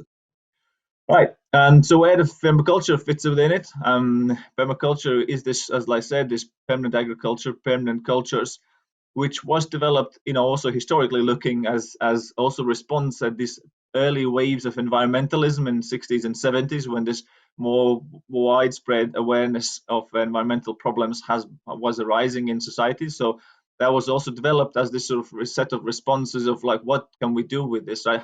What choices we can make in the way we manage our lives, the properties we own, the farms that we manage, etc. Right? So it includes a lot. So it's on one hand very vague. On the other hand, it also is very clear that sort of it takes a lot of this aspect of ecological living, right? Because if you think of like nowadays, right, very, very popular also in Latvia is the sort of zero waste movement, right? So you can look at the principle number 6, right? Produce no waste, right? There's no such thing as waste. There's only things in the wrong place, right? Things like these that you think of the cycle of the products that you use, or the side effects or waste that you create, or how that goes back in nutrients and decomposing, etc., right? There's many aspects of it, kind of just this thorough look on how to do. And also at the center is this sort of ethical principles of fair share, earth care, fair share, and people care, right? And as just very simple way, but also very clear way on kind of how to set this, this environmental ethics of mind as well, how to be with the way the world works, right? This earth care in a way, the kind of understanding what's there in the science and the best understanding of how it functions, and how to care for it, how not to degrade it further. And people care is sort of understanding how societies function, what is devastating aspects or degrade. And fair share as this division, as the aspiring for more equality, which also a lot of research shows that reduced equalities are damaging. That was a long intro, but what my work has been as well in this last 5 years, more or less, since I've been very active in the Latvian permaculture movement. This includes different sort of this participation action research as me as a researcher, not only taking this distant researcher position where I just observe or interview people or organize focus groups and write up some statements of how it works, or whether it's a marginal organization or movement which has these and those problems to achieve sustainability, blah, blah, blah.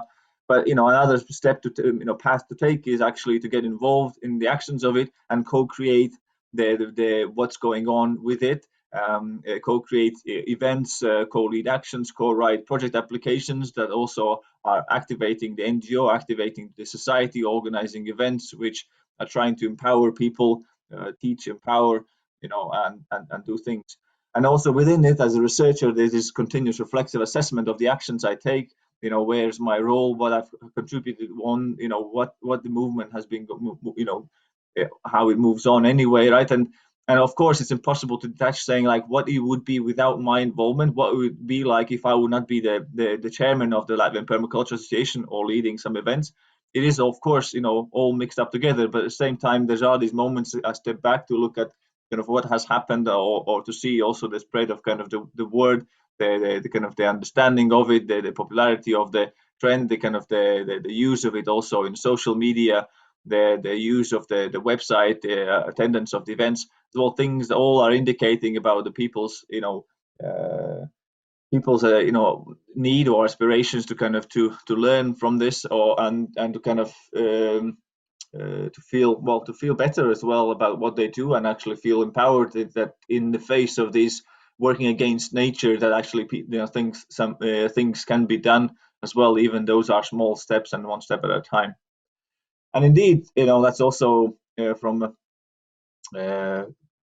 a larger group of researchers, well, not only once, but it's also in many places I've seen also these statements that research itself needs to change and have these fundamental changes if to contribute to sustainability transformations and regeneration, meaning that the research itself, it cannot be just this research as it was done, for most of the time, of just detached sort of objective scientists in ivory tower and society, but instead there must be much more of this kind of science communication, knowledge brokerage with society as well about the problems we're in, like these statement, the examples of the articles I gave at the beginning as well, to speak with society, explain why it is to reduce the widespread conspiracy theories or things that are slowing down the work in the direction that is needed.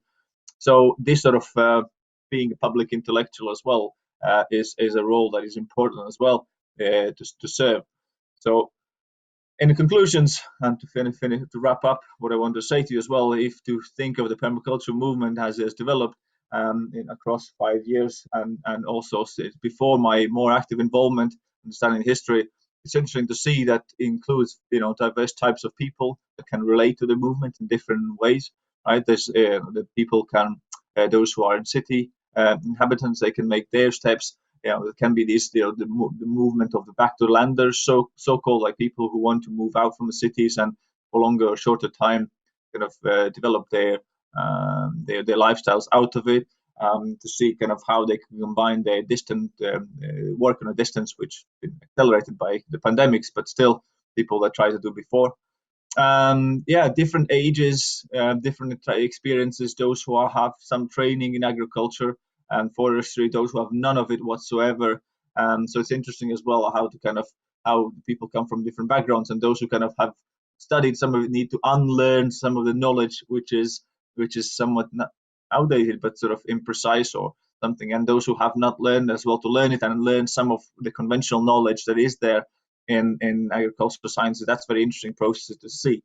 And secondly, it's very much rooted locally but recognized nationally as a movement. The phrase itself, permaculture, and what it includes, it's much more commonly sort of used or understood, at least in society, but rooted locally in a way that people who practice are kind of are rooted in their places, are trying as well to kind of lead by example, to convince the fellow citizens that this is what they do is an interesting thing, and have this thirdly, these are multiple events that I've been carrying out, which one of the key aspects of them is really this empowerment aspect, to empower people for change. They can bring some contribution, real change. Some of the work that it's more visible, like ecological building or some small scale, sustainable regenerative farming aspects. Some things that people can actually do, starting these small steps and actually increase their sort of their satisfaction, they decrease their sense of guilt, that they are contributing to the world problems, etc. And you know, this what gives them motivation. Fourthly, the permaculture movement is quite well connected in broader Latvian environmental activism network, as you well know. Sort of any circles of NGOs or activism is not a large circle if that's in Latvia, right? So it's also kind of knowing the people well connected or signing together the sort of the letters or petitions or statements for the pesticide drift or something together with other organizations, you know, collaborating on smaller or larger aspects. So that's going on. And fifthly, there's also collaboration within the Baltic Sea region that we are well connected with organizations in Estonia and Lithuania and other Baltic countries, some eco-villages, some permaculture associations, some of the other sort of ecological lifestyle advancing organizations, so which are kind of sometimes resulting in some of the project work, sometimes in some collaborative work, some just this is a kind of reasonable distance to keep contact with as well. That's a conscious choice of not being linked to Greece or Georgian or South African networks, but rather kind of keeping also these bioregional networks, which can be maintained with much lower carbon footprint.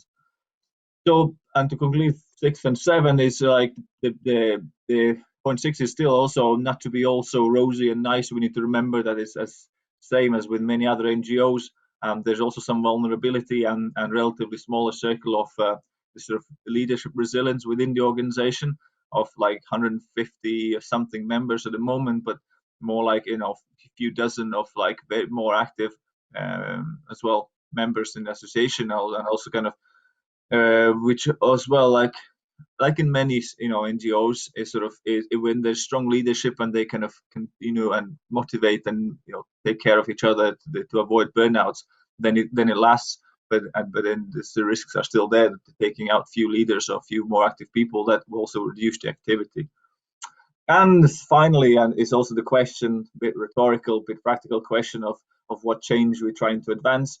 You know, that we are kind of course, the most of the thought logic is understanding that it's very difficult, complicated situation we are in environmentally and societally, and, you know, and economic systems demanding and economic systems being coupled with environmental destruction, which would be a separate topic. But then it's also a question what change we are contributing to. Is it incremental, small steps, or just doing a little garden, or sorting the rubbish, or small steps, or to what extent it can actually build up more transformative change, to what extent it actually can increase people's self-sufficiency and confidence and independence as well, that they would feel more independent and more kind of capable at times of crises that we are in, and that we will be facing in the nearest decades as well. So that's more of a question as well, and how to balance as well that aspect as well. They're just like not kind of falling out of systems and going some kind of crazy alternatives, but you know, working one step at a time, understanding systems within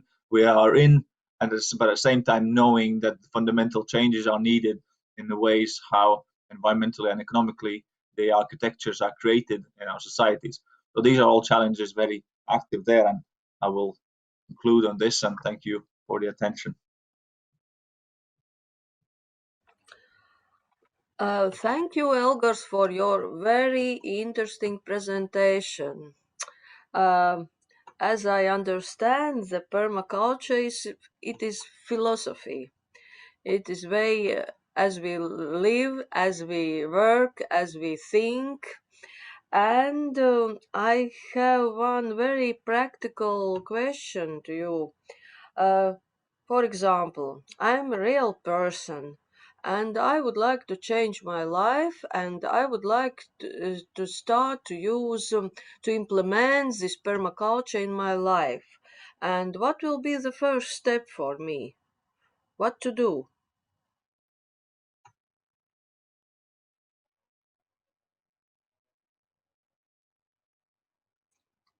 Oh, please, your microphone Yes.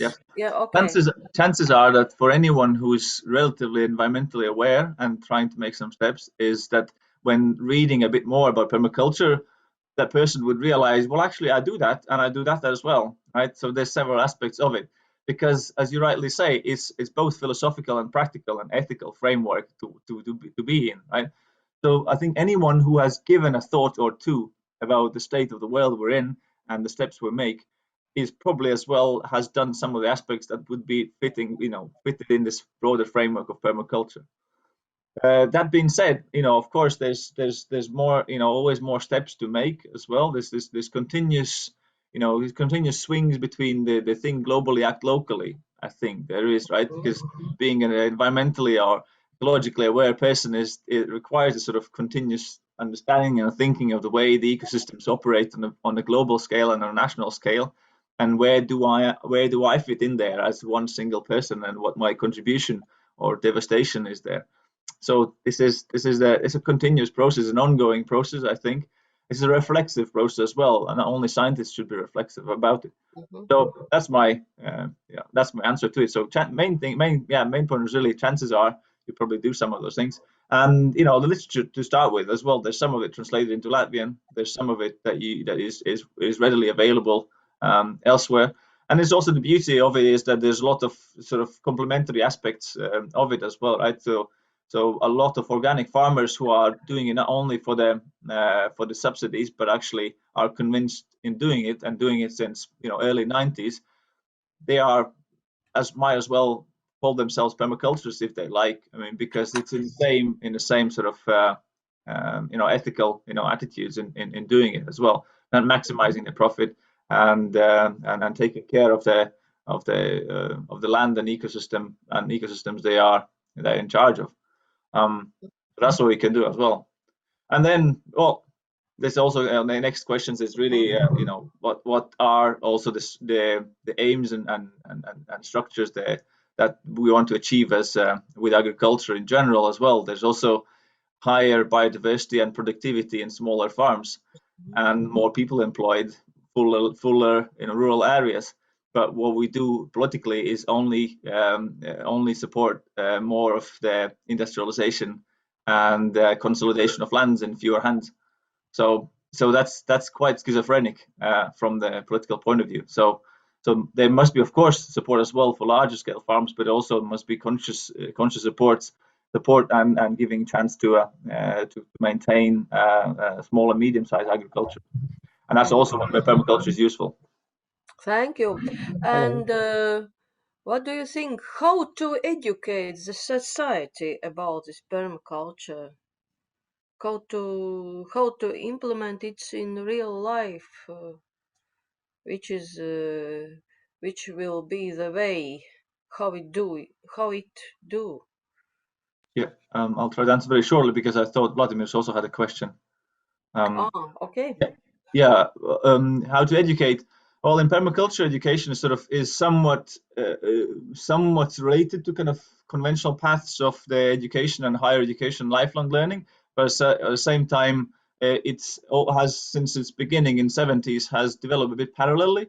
There's this common internationally used framework for teaching the fundamentals of permaculture is the so-called permaculture design certificate courses, PDC, which are taught in many world countries as well. And since this year as well, we have also trainers in Latvia who can run these courses, because there's been also some courses with foreign trainers done in Latvia. So this is our kind of really sort of the first stepping stone in doing it. And the way we kind of are trying to set up is learning from the Nordic Permaculture Institute as well. I'll also kind of make sure it doesn't become elitist, it doesn't become expensive, but instead it maintains to be widely available in society to learn as well. So it's like 2-week course, 1 week in spring, 1 week in autumn, sort of time when actually people can have time to as well to step back from their everyday life, rat race running around, and just like reflect on the where they are, what they want to do. There's still the same 24 hours are in a day, and how they want to spend those 24 hours and 16 awake hours, where it's 10 hours in the office and 6 hours, being a taxi driver for children, or actually do something else. So these sometimes can be transformative for someone. Okay, I'll leave the space for Thank you. You have some more questions from Biruta. Biruta, yes, please. Who will be the first, Biruta or Vladimirs? Thank you for presentation. Okay, let it be Biruta. And I understand permaculture as like style of life. Very nice. But how do you think? Is it possible to produce enough food for all Latvian, for example, Latvian people by permaculture? Because, for example, I am a real person and I don't have land. Yeah. Two things there I think are important. First thing, that saying that produce, I would not use a statement of produce food using permaculture, right? Because again, it's not only the set of agricultural practices, right?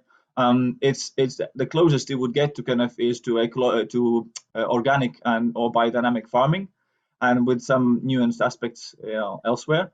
There's examples of as well that can be these small scale sort of highly efficient farms as well, or market gardens or small scale farms as well. Also in Nordic climates. So this can be done. Some of the aspect, that's one aspect to it. And the second aspect to it is that the world sort of human food production, according to Wageningen University research, is that I think around over 80% of the human food is produced in small farms up to 5 hectares land, right? And also that goes together, of course, with this a lot of these industrial farming in the wider society. If I do ask this question to people, and how do you think how much of human food is produced by the industrial farms? And they would give over 50%, most of the people. And I say, well, this is minority still, right? So that's also important to remember, that it can be done, and also that is they're much more efficient per hectare of land. The volume of the nutrients and food that can be produced. So not only one way there. I mean, because we don't count in also the energy and the energy and coming in from the fossil fuels as well, the fossil fuel impact as well. And if we want to kind of move towards as well a low carbon farming in the future, which is needed as well to have a livable planet. So there's also kind of question like how do you reorganize agriculture in a way that it's less carbon intensive, it's less fossil fuel dependent, and it can still feed humanity, right? And these are not easy answers, and I don't have any kind of ready answers. I'm saying this is a very challenging path we need to take. We don't have much choice saying like, well, actually, I'll do industrial fossil fuel based agriculture, or this beautiful romantic permaculture ecological, but I can have choice, and we can do either or. The question is like we cannot just go only industrializing everyone and have very few gigantic farms and have a that healthy food chain in that way. So we need to think of alternatives, even if they are difficult, or even if they're not so clear cut, and they are not comfortable and they require some fundamental changes. But we do need to think and have open debates about it. Thank you for the question. Indeed, it was an important one. Okay, Vladimir, yours, and probably we.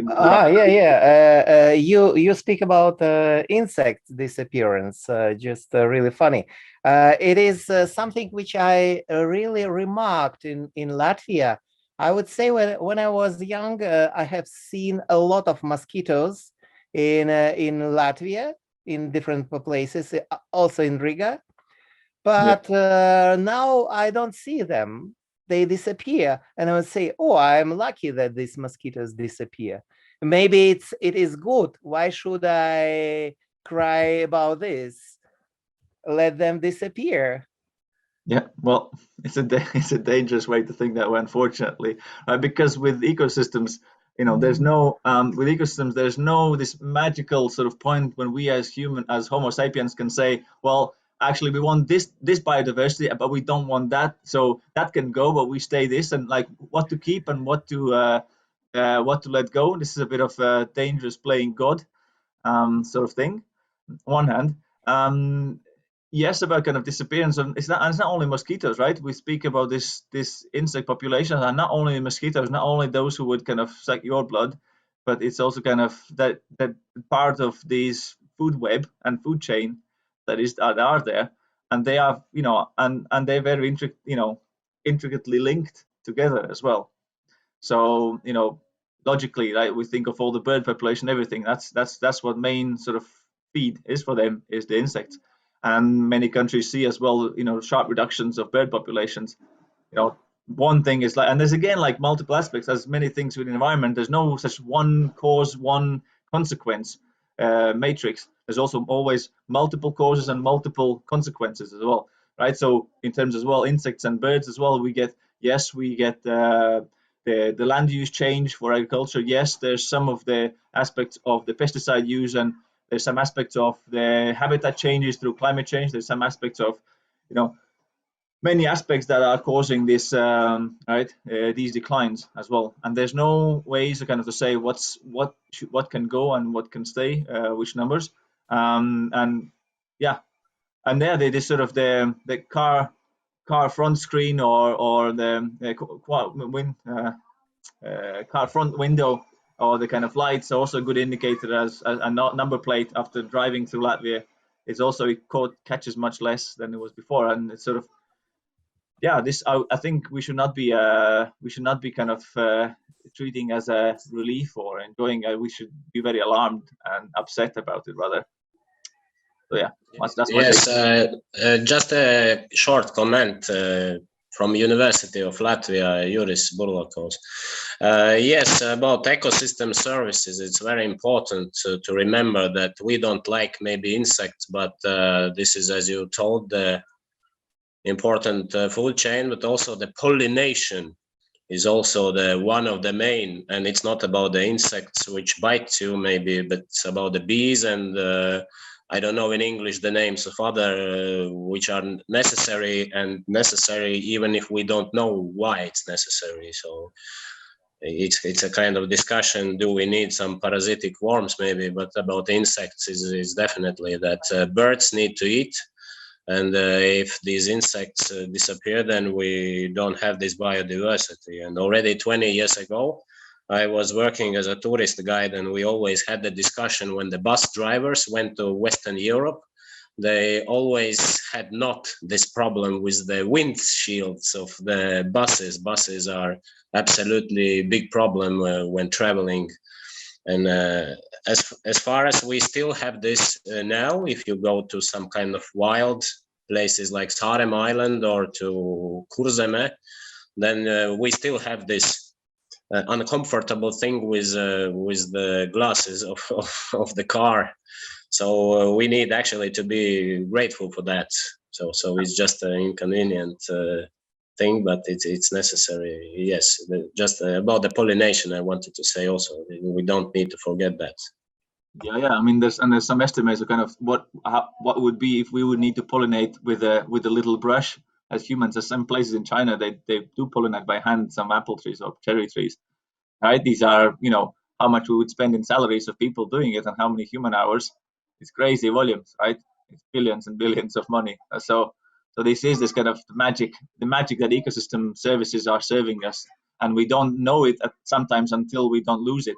So we need to be very cautious when we actually know it, right, and know where the trends go. But I've taken a lot of time. I think we should wrap up. Thank you for all the questions, indeed.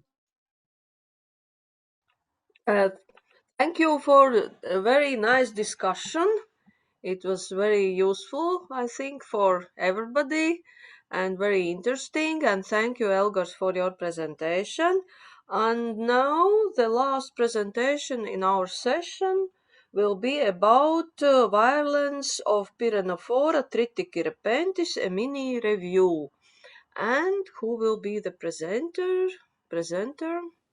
Yes, I'm here. Jānis, it's nice to see you here. And please, you can start. Yeah, I will start to share my screen.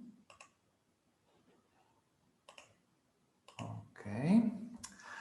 So, hello everyone. It is a pleasure to be here today at Research for Rural Development 2021. My name is Jānis Kaņepes, and today I would like to tell you about my review about Pyrenophora triticirpentis virulence. So, why it's so topical? Wheat are the most widespread and most economically important field crops here in Latvia. And if you look at last 20 years, we see a steady increase in wheat distribution in our field structure. If you look at year 2000 and year 2020, we see that the wheat area is more than doubled from 18% up to 39%. Of course, such big wheat distribution comes with negative consequences or side effects. We grow less other field crops, and that means that we don't have sufficient crop rotations. This in turn promotes spreading of various harmful organisms. And one of those especially promoted organisms are wheat diseases. One of such wheat diseases is tan spot. Tan spot is caused by fungus Pyrenophora triticirpentis, and this disease can affect many grasses and cereals, couch grass, orchard grass, also triticale, but it is especially devastating on wheat fields. So here in Latvia, it is most widespread and economically most damaging wheat disease we see here. And it can cause from 13 to 48% yield loss depending on infection time. It means the earlier infection happens, the bigger are the yield losses. So here in this slide, we see the first symptoms of Pyrenophora of tan spot. Here you see black blotches or dark brown blotches with white eyes. Later, they extend and yellow aureole around them is formed. So far, everything is clear. So why do we need to research and investigate this pathogen? I will start with the life cycle. We know that Pyrenophora triticirpentis overwinters as mycelium, and overwinter it forms fruiting bodies, pseudotecious, and in there are multiple asci with ascospores that serve as primary inoculum and that infect new leaves in the first days of vegetation season in the spring. After 7-day incubation, these lesions I showed you previously are formed, and when they extend and form large necrotic areas, the second type of spores called conidia are formed, and they began this secondary disease cycle, and they serve as secondary inoculum, and they spread this disease further and further during the vegetation season. So, as I mentioned, everything so far is clear. But what is interesting about this fungus, this pathogen, is that it produces many necrotrophic effectors, or if you call them simply toxins, that affect the host plant. And in this case, we look at the wheat. We know that Pyrenophora triticirpentis produces multiple toxins, and they are called tox A, tox B, and tox C. And for now, at this moment, we know the genes responsible for tox A, tox B, and its analog production. And for this case, to screen our population of Pyrenophora triticirpentis, we can use polymerase chain reaction and gel electrophoresis to see this absence or presence of these genes. But in case of tox C, there we don't know which genes are responsible for production of this toxin. So it's not sufficient, and PCR in general is not sufficient. And for that, we mainly in plant pathology, we use differential sets. And here you see differential set of wheat for determination of these 3 different toxins. And if we look at these 3 toxins, we can see that they cause 2 different symptoms, necrosis and chlorosis. And these symptoms are based on inverse gene-to-gene model. The susceptibility of the wheat, it depends on compatibility between these toxins and host plant. And if you don't see any symptoms, that there is incompatibility between the genes of the host and the toxins produced by the fungus. Here in this slide, you see that cultivar Glenlea shows typical symptoms of necrosis, while line 6B662, that is sensitive to tox B, creates symptoms of chlorosis. The same is with line 6B365 that exhibits symptoms of chlorosis, but it is sensitive to tox C, while cultivar Salomone serves as negative control and is virulent to all 3 known races. And depending on all this, whatever fungus isolate produces 1, 2, or 3, or none of these 3 known necrotrophic effectors or toxins, we can split our Pyrenophortritis pentis population into 8 races. And this is the maximum that this model supports, but unfortunately, the newest findings around the globe show that this model is insufficient. Why, you might ask? It's really simple. The various scientists around the globe are finding new and new isolates that doesn't conform with the existing race model.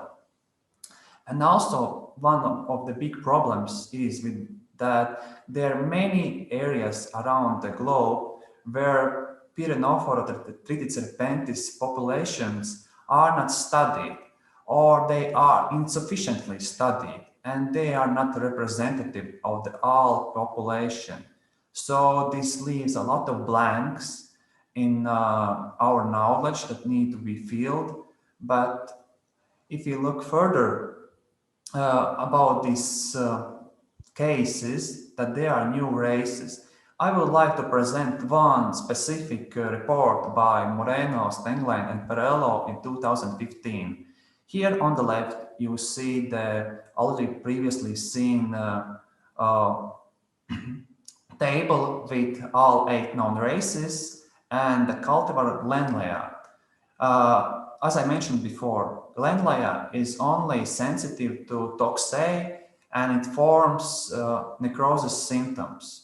But in the report of Moreno, Stenglein, and Perello, we see that on Glenlea, Pyrenophortritis serpentis isolates form necrosis combined with chlorosis and also chlorosis. So we see that there is no connection between existing model and these reported symptoms. So it leads us to think that there are new necrotrophic effectors that could be possibly called tox D, tox C, and so further, because we don't know how many they are. But for now, we don't know what is the composition of these toxins, what genes are responsible for the production of these toxins. And also, we haven't found any varieties that could really separate these new toxins from existing ones. So, what are my conclusions for now? I would like to make more emphasis that races that are producing tox A are predominant in a global Pyrenophortritis serpentis population, and this possibly could be a result of the selective pressure from cultivars used in modern agriculture. If you look around the various reports, not only from the Moreno, Stenglein, and Perello, there are many reports about Pyrenophortritis serpentis isolates that doesn't conform with the existing model, but they are coming from the regions or parts of the world where we have this insufficient knowledge about the pathogen. And as I mentioned, we don't know the key elements to describe these new races. So there's a lot of unknown. And this diversity is not sufficiently investigated around the globe. It's mainly investigated in Northern America, while Asia and Southern Africa is mostly empty. So we need to fill these knowledge gaps to see the better picture of global Pyrenophore-Tritis repenthes population and to build a better picture of weed and pathogen interaction mechanisms. And that is all for today. Thank you for your attention. Do you have any questions? Thank you, Jānis, for a very nice, not a mini review. It was very big review and very interesting review. And I have some questions. And the first question is, is climate changes?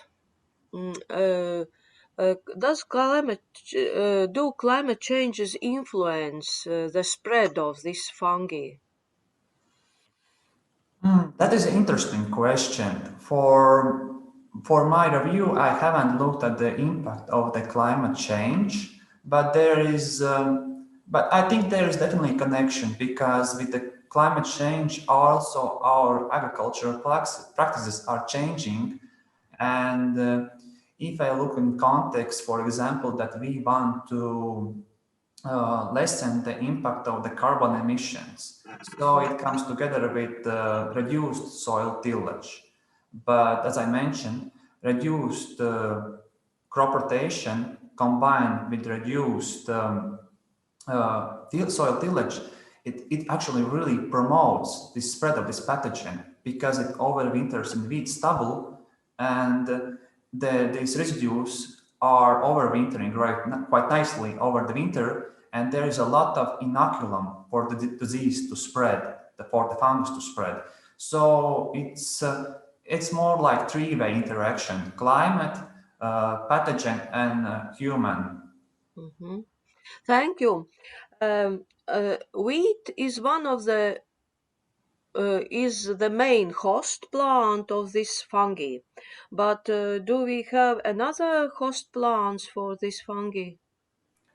Yes, it's like it's also another of the crops we grow. It's triticale, because it is the cross between the wheat and rye. And also, I will say Latins, maybe because you don't know the English so well.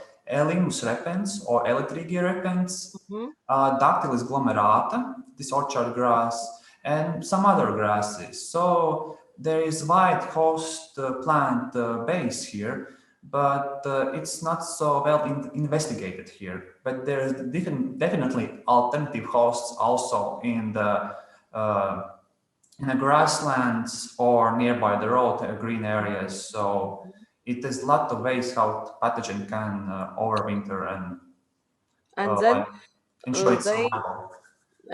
Could they be the potential source of infection? Yes. These wild grasses? Yes, they definitely can be the source of infection. And the last question is, what could be potential measures with help of them we can fight with this fungi? I think, if I understood the question correctly, you think about the disease control. How Yes, we can control yes, disease. yes. If we study our population, we can see which of these toxins it's producing and how big is the proportion of these toxins, and then we can adjust our plant breeding to breed to create selective pressure against these more widespread races. So it could help us to limit the spread of disease. Okay, thank you. Thank you. Maybe you have any questions? Not? Yeah, maybe I have. Okay, please, Vladimir. I just am very curious. You show in the beginning this wonderful Petri glasses, or I don't know how they call it, some cans with dishes, Petri dishes. What it is? It is yours, and what is inside actually? Agar-agar or gelatin, or what? How you grow this pathogens, or if it is yours? Yeah, they are mine. In the pictures, you see it here in the left side of the slide. these fungus actually grows on many mediums. Mainly I grow it on PDA, but here I wanted the PDA. Sorry. Yeah, but also I use VA juice medium, and here is also potato carrot agar, because the fungus grows well on various mediums, but I need to stimulate the sporulation, and it's important. So for that, I'm trying various different mediums. But fungus generally grows on quite good on vegetable mediums, PDA, agar mediums. So, but the problem is sporulation. I'm sorry, Jānis didn't say. PDA, it means potato dextrose agar. Okay, yeah, maybe Yeah, because I'm not in a topic, just curious. I'm sorry, potato dextrose agar medium, yeah. Okay. Thank you. One else questions? Okay. Thank you, Jānis, for very interesting your research. And unfortunately, this is the end of our session. And I am very glad to see many young scientists who are very creative, full of ideas, and they do very great research in forestry and agriculture. And I hope that I will see you the next year in the annual 28th Scientific Conference, International Conference, Research for Rural Development. And I am very glad that you are participants of this conference, and I would like to say you great thank you for your participation, and I wish you good luck in the future, and see you very soon after 1 year with new ideas, new research, new knowledge. And thank you, and that's the end. Good day again for those who have been in the morning session, and good day also to who join us only now. And the video was really nice. I'm not from Latvia University of, now they have another name, it's University of Technology and Life Sciences. Yes, yes, always try to remember and always forget. We have several sessions today, but don't be afraid. We are not so numbered today, but we are from a little bit different topics. We will have environmental and landscape engineering, landscape architecture, we have wind turbines, environmental engineering, and even about some mathematical anxieties. I even don't know what kind of, is it medicine or psychology, but we will see. So we have various topics today, and the technical part is we speak 10 minutes, and 5 minutes is related to questions and discussion. And presentations, as far as I understand, we share ourselves. If we have any difficulties, don't worry. We are like family here today, and no anxiety needed. So technical stuff probably will be able to help if something happens. So, and then we can start according the program. And the first who presents are from Vytautas Magnus University, Kaunas Forestry Environmental Engineering, University of Applied Sciences in Klaipėda. And the presenter, as far as I understand, is Dr. Gidre Ivavičiūtė. So please take your floor. I see the presentations is already there. So please, you can start. I switch off my microphone. And okay, hello to everybody.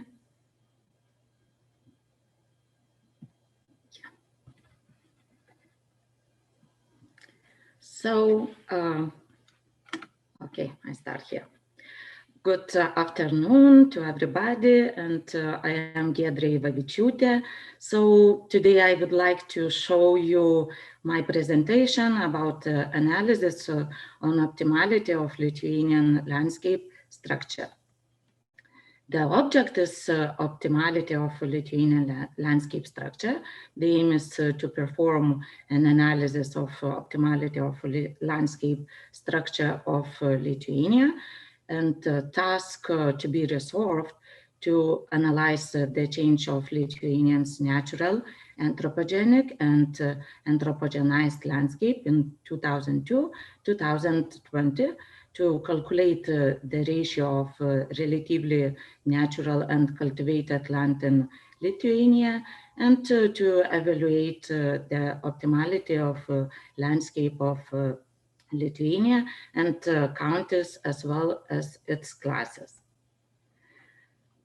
The structure of Lithuanian landscape formed and shaped by natural and anthropogenic factors is diverse and multi-layered. Forest, water bodies, and wetlands are components that make up the natural landscape. Examining the change of natural landscape, it was found that the area increased by 5% during the analyzed period. The following components can be included in the anthropogenized landscape: agriculture lands, also tree and shrub plantations, and unused land. Between 2002 and 2020, the area of anthropogenized landscape decreased by 36%. Anthropogenic landscape includes built-up areas, roads, and damaged land. After analyzing the change in the area of Lithuanian anthropogenic landscape in 2002 and 2020, it was established that the above area increased by 7%. The reason for the increase in the area is the development of built-up areas. After the analysis of landscape of a country, it was established that in 2020, the anthropogenized landscape occupied the largest part of country's landscape, and the smallest part of landscape was occupied by anthropogenic one, and natural landscape in Lithuania occupied 38%. Taking into account the diversity of land uses, it is possible to calculate the ratio of relatively natural and cultivated lands for any sufficiently large area with specific boundaries using this formula. Where RNS is the ratio of relatively natural land and relatively cultivated land, and P means wetlands, M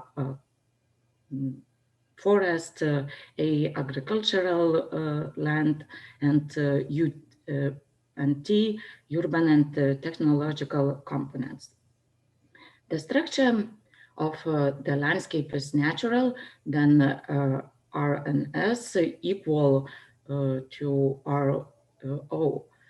RO is the optimal ratio value, which is equal to 1.63. After performing the calculations according to above formula, it was established that the ratio of relatively natural land and cultivated land, RNS, of a country is equal to 1.43. The area, there are 10 counties in the territory of Lithuania, and after analyzing the ratio of relatively natural land and relatively cultivated land, it was found that the optimal ratio is in Klaipėda County. It can be stated that the optimal ratio of mentioned land is land use is also in Tauragė, Telšiai, and Utena counties. The optimality of landscape structure of territories can be assessed by the following formulas. Here, dr is the relative deviation from the optimal ratio value. After calculating dr and based on table 1, the landscape structure optimality class is determined. So it was obtained that the relative deviation of Republic of Lithuania from the optimal value of ratio is equal to minus 1.14. And the country's optimality class is B1, indicating that there are more cultivated lands than natural ones in the country's landscape.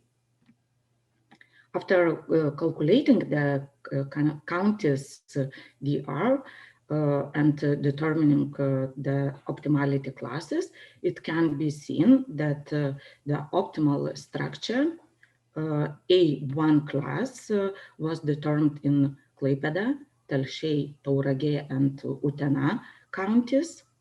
Class B1 is an almost optimal structure with a small predominance of cultivated land. This class is established for the whole territory of country and for Marijampolė, Kaunas, Šiauliai, and Panevėžys counties. Optimality class A2 and was determined for Vilnius county, and A3 for Alytus county. Classes A2 and A3 show that the both mentioned counties landscape is dominated by natural components. In 2020, the natural landscape in Alytus county occupied more than 55%, and in Vilnius more than 48%. Regional differences in the optimality of landscape structure provide guidelines for increasing optimality of landscape structure for optimization to A1 or B1 classes. The landscape optimality structure must be formed taking into account the general optimality of land use structure of whole country, territorial structures provided for in the general plan of Republic of Lithuania, ecological compensation. And conclusions. After the analysis of landscape change in country during the period between the years 2002 and 2020, it was established that the area of natural landscape increased almost about 5%. The area of anthropogenic landscape increased by 7%, and anthropogenized landscape decreased by 36%. In 2020, the largest part of country's landscape made up anthropogenized landscape, the smallest anthropogenic. The relative deviation of countries from the optimal ratio value is equal to minus 1.14. Its mean country's optimality class is B1.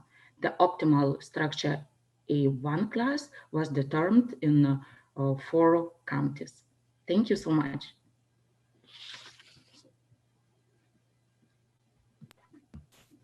Thank you, Giedre. Any questions from the auditorium? Yes. Can I ask you very simple questions? You use terminology which maybe only you understand, but simple people like me don't understand. So what is the difference, anthropogenic and anthropogenized? Okay. I don't feel any difference in these English words, but you say one increase, the other comes down. What it is? Okay, anthropogenic without figures. Okay. Simple words. Anthropogenic landscape is urban landscape. Urban. Yes. Okay. Urban landscape. It's like built up areas, roads, and damaged land. And then we're talking about anthropogenized landscape. We are talking about agricultural lands, tree and shrub plantations, and unused land. So those components are including in anthropogenized landscape.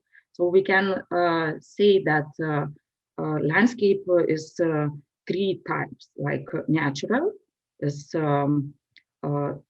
relatively changed, but very little bit, like forests, water bodies, and wetlands.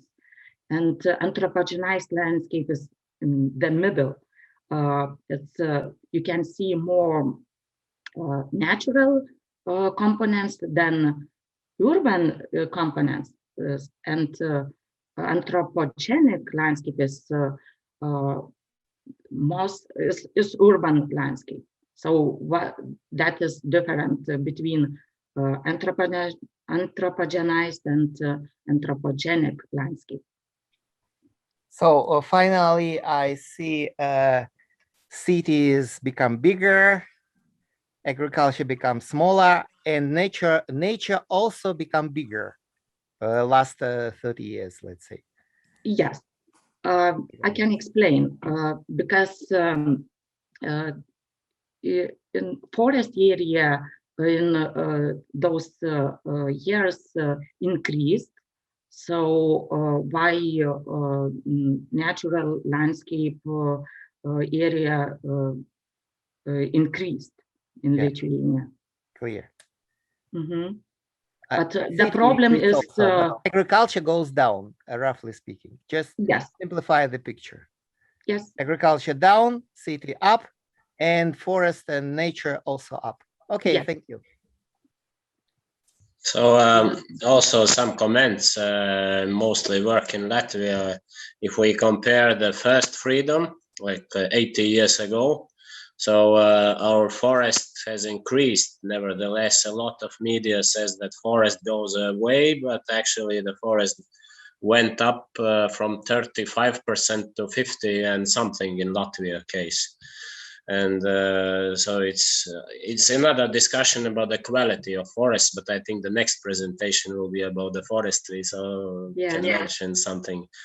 And yes, about this anthropogenized, if it's forest which is planted, which is in most cases in forestry, then it's natural anyway. You count it as natural in this case. Is it, how do you it's classified as natural in your work? If you have the planted forest, because forests are often planted. Yes. Okay, this was the question. Yeah. So what question? If we planting forest, so we when you have the forest management, it's always planted almost, and so you count it as natural anyway. Yes. Yes. Okay. So any other questions from the auditorium?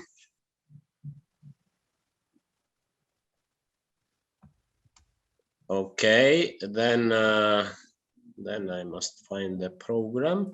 Okay, and, thank you so much, and good luck. Yes, and your colleague also from Vytautas Magnus University, then Daiva Tiškutė M. Gaudienė.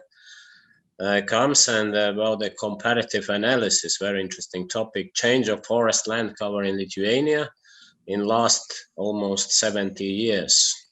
So the floor is yours. So hello, Juris. Hello, everyone. And today, my name is Daiva Tiškutė Memgudienė. I'm from Vytautas Magnus University. And today I would like to talk about changes of forest land cover in Lithuania since the Second World War. Also to compare a distribution of forested landscape within different municipalities of Lithuanian boundaries. I think no one will disagree that human activity is a major force which make influence on biodiversity as well as climate in even such countries like Latvia, Lithuania, and Estonia, which we can call relatively friendly to environment. Human, as Giedrė said, needs more and more land for agriculture and urban surfaces. Thus, natural land and forest, grassland, etc., meets changes. And today my focus will be on forested land, so some facts about Lithuania. 200 years ago, forests occupied almost 40% of entire Lithuania territory. In 1914, only 20%. It's decreased twice. And in 1939, only 17%. As we can see, the historical changes in forest land cover were mainly related to deforestation.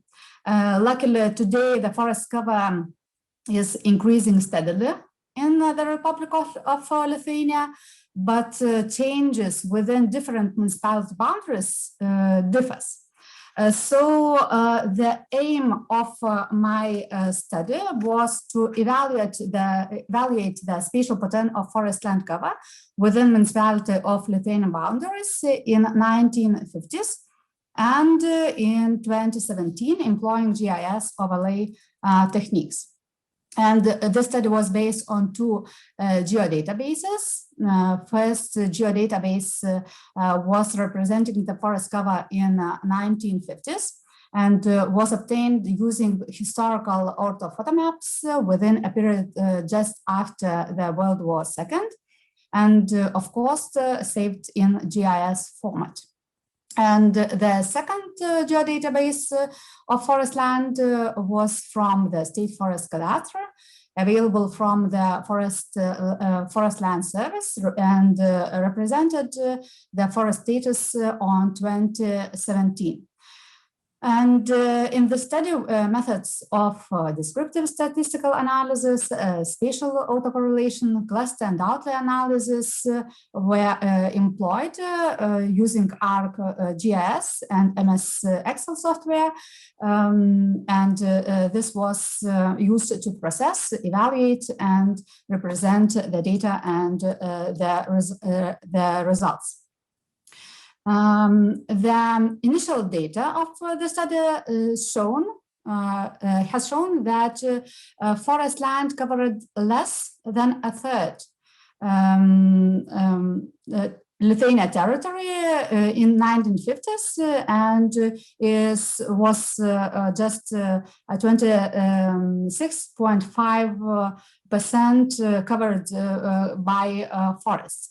However, by 2017, the area of forest land expanded to 33.6%, and the total increase in forest land area during the investigated period was 7.1%.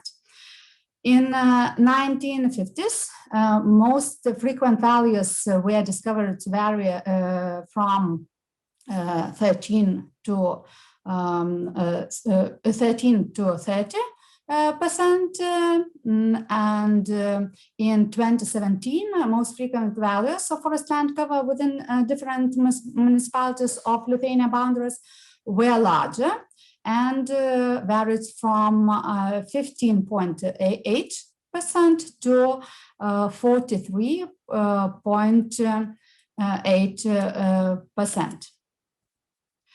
Although forest land cover within different municipality or boundaries is distributed randomly, the presence of statistically significant spatial clusters of forest land cover were observed both in 1950s and in 2017.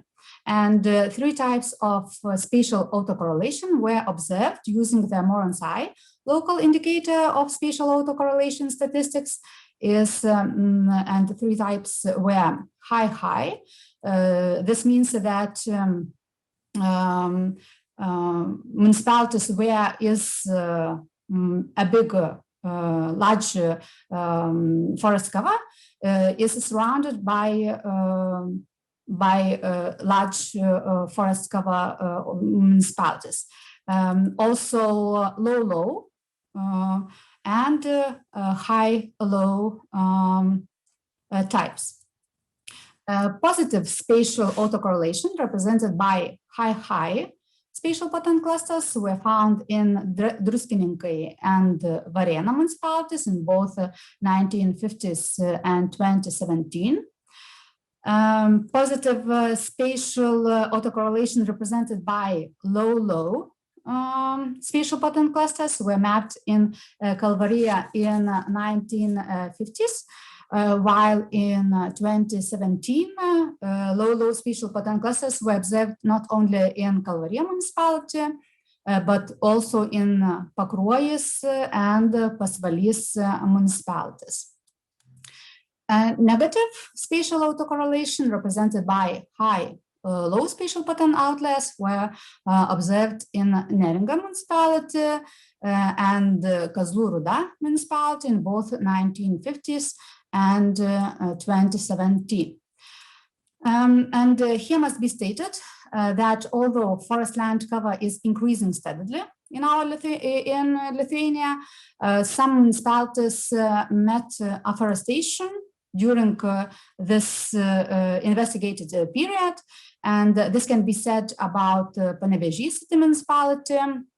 In 1950s, forest land covered only 3.3% of Panevėžys city municipality, and in 2017 it was even lower and seeked only 1.8%. As the map, which was conducted by using Jenks method shows, larger but relatively small forest land cover in 1950s were found in 7 municipalities, while in 2017 this number increased almost twice to 12 municipalities. This shows that forestation in our country is very uneven. The largest forest land cover in the 1950s was found in Kazlų Rūda municipality, where forest land occupied 54.5% of whole territory, and the largest area covered by forests in 2017 was found in Neringa municipality near the Baltic Sea, where is Kronian Spit, and their forest land covered even 80.6%. The largest areas of forest land in the 1950s were found in 8 municipalities, where forest land varied from almost 40 to more than half 100%. And in 2017, largest forest land areas were estimated in 7 municipalities, where forest land covered more than a half area of the municipality territory and values varied from 50.5% to 80.6%. This map shows that despite positive changes of Lithuanian forest cover in whole, two municipalities met afforestation, and this could be said about Panevėžys city municipality and Kaunas city municipality, where forest land cover decreased by 1.4% in Panevėžys city and by 1.8% in Kaunas city municipalities. During the investigated period, forest land cover most intensively increased in southeastern part of Lithuania territory, where forest land was rather big in 1950s already, and also Rietavas municipality near the Latvia boundary, and most passive forestation was found in northern, central, and southwestern parts of Lithuania, where forest land area increased only from 1.2% to almost 5%. And here we come to conclusions, but as I discussed all results during my presentation, let me not to read them. Thank you. Waiting for your questions. Yes, you are welcome to questions.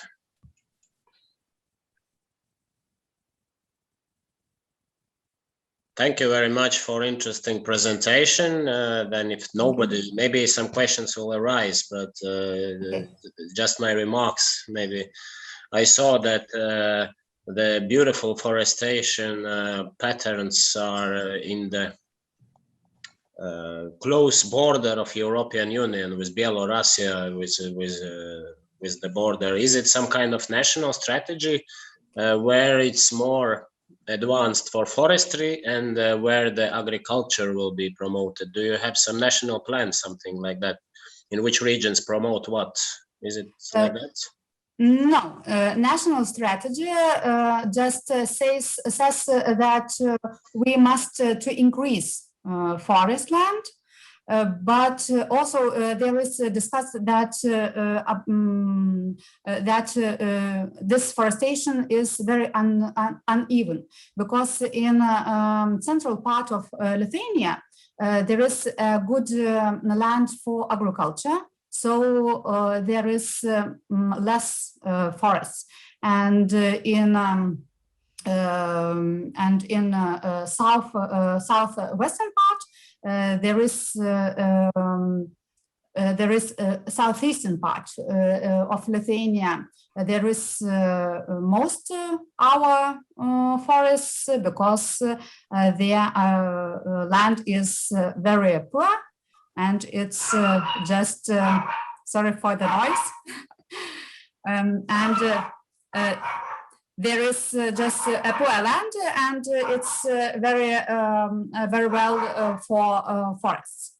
But in natural strategy is mostly said that we must increase our forested land. And maybe a very detailed question. Now you know about this project Rail Baltica. Of course, in the percentage of whole in Lithuania, it's not much, but what shall they do? They will take away from forest, let's say, and agriculture, then this forestry percent, they will plant back somewhere else, or there is nothing about that?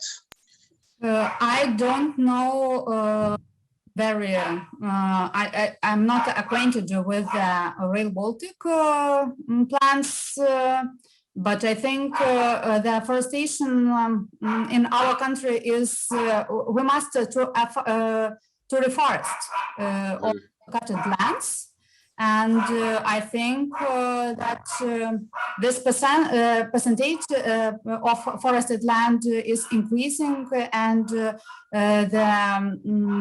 Rail Baltic project will not affect very in the forest cover of Lithuania, I think. And then the last question is about these border areas. Probably you also have a lot of national parks where you have these most of forests, right? Yeah, it's but it's not very Ukrainian split where I said that forest land is 80.6%, almost 81% is one of our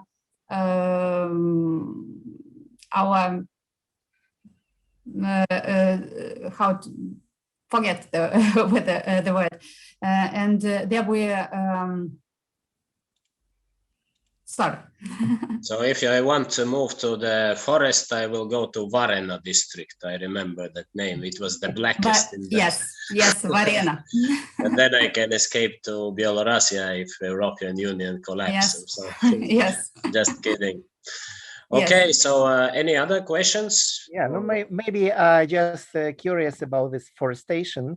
I know that in Spain, for example, they make a lot of artificial forest with monoculture forest from Pavlovnia, so-called Pavlovnia. You know this tree, with big leaves. Which this is the one tree which grows during 10 years till very big size and can be used as a wood. Pavlovnia. In Spain is a lot of this. So, this is one approach, and the other approach, do nothing and let forest grow how it grows. Yeah. So, or you can plant maybe in your climate better so-called Archangelsk piña, which is very, or cedar, or some other well-known high-quality wood. And instead of letting to grow whatever grow by itself. So what is the politics today in Lithuania? So you want to control this process or let nature to do whatever she wants? Thank you for your question. And in my opinion, the silviculture is very important for the good wood. And we need silviculture. And today in Lithuania, there are two, how to say, two poles. And our society says that foresters just cuts the wood and nothing do else. But it can be said that our forests were forested about 80 years ago, and this is yield for the wood, and we need to cut the wood. And silviculture is very important because we have very how to say, forests are working that the quality of wood would be better. And I think that we not let just grow for the forests, and we need to influence some kind the forest growing. And just maybe some, can you remember other questions? I ask about official politics. I understand that your opinion is, yes, you should cultivate good wood there. But are there some official politics by your state, or it's just your opinion? And the official politics also says that we need a silviculture, and in Lithuania, this is going just in this way. But I know that my colleagues are doing some models for the future. When how to grow forest in future. Maybe we can do nothing, or maybe we must control the forest growing. The models for the future is done, but today we have politics just that there are state forests and private forests, and what are cut down, it must be afforested. Okay, clear. Yeah, okay, thank you. Okay, I think if any discussions, we move in the next break when I will talk short and save the time for others. It's a benefit for you and me. And the next speaker will be Mrs. Vilda Grybauskiene, and together with Gitana Vicione from Kaunas University, Lithuania, present about, you see already here arrived. So the floor is yours. Thank you, Juris. Sorry for the video, but it's most important that you can hear my voice. So as you mentioned, together with Gitana from Kaunas Forestry and Environmental Engineering University of Applied Science, we would like to present part of big research which taking place in whole Lithuania. So we are investigating influence of biological additives on soil moisture dynamics, and we try to look in the frame of climate change context. So the idea of research grew up in our heads long years ago. So as a lot of things in researchers' life, some ideas should grow up or need some financial sources. So we decide that first of all, we need to do some investigation in labs, then to fix which of biological additives really working well, because we get some information that for greenhouses, for forest nurseries, these additives together with peat or substrates, they are working very well. They can keep soil moisture for a longer period, but there was no research in real open field conditions. I mean, in farmers' farms with different kind of plants. So we decide that it can be a good idea, and we thought that the aim of this short study, which we will present today, it will be some determination of dynamics of soil moisture in May-August period, when we apply different amounts of two different biological additives straight to the soil in the period when we plant potatoes. So first of all, we go through climate change idea. And as you know, we have a lot of different programs, models, how the climate should change. My colleague Gitana even makes some calculations for Lithuania, and we find out that it's just a few degrees or 1.2 degrees if we're talking about temperature, but it's about just 1 or 2% from total amount of precipitation which falls on Lithuania land. So you know that Lithuania is overmost, so we get more precipitation that it's evaporate. So we still use our drainage systems, which was installed long years ago. So through this climate change period, we put our accents on this droughts period when we have really very hot and dry periods, and they make bigger influence to farmers' life, everyday life, and to production quality.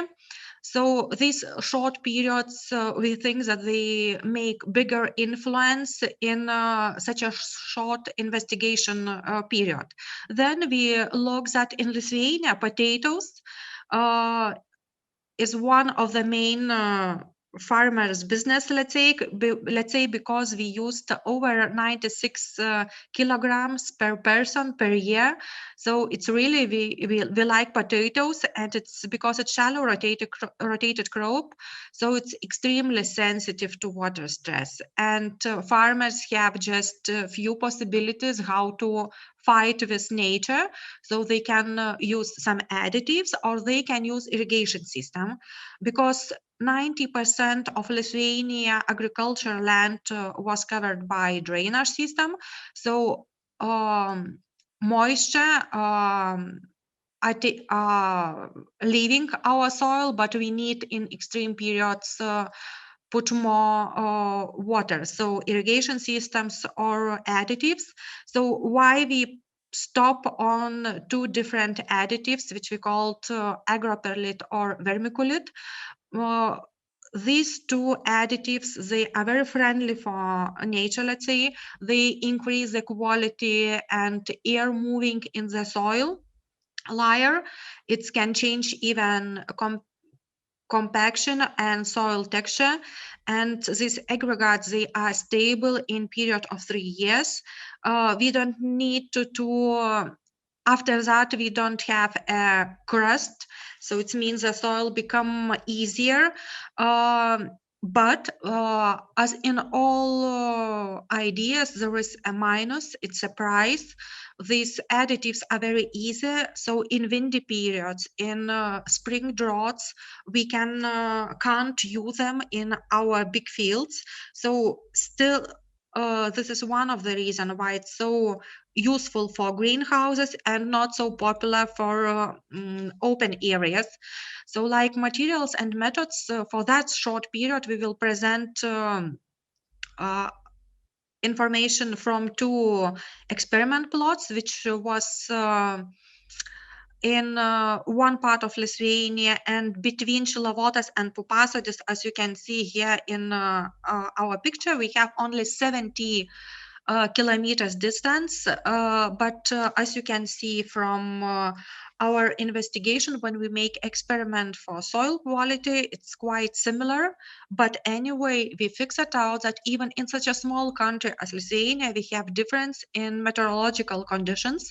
So in one area we can have over wet period, in another after 50 kilometers, we have drought. So that was shown in our spring planting periods.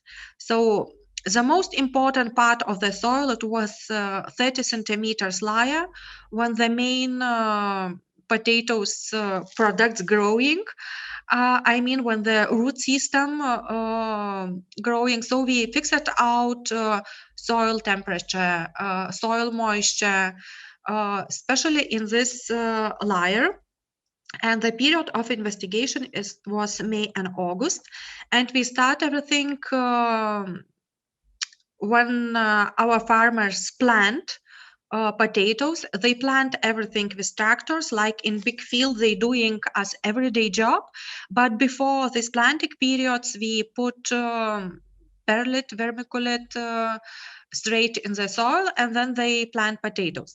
So we choose some experiment ideas that we use 1 centimeter, half centimeters of layer of different additives, and we just decide to look whole period what is going on in that fields, and we measure soil moisture with TDR.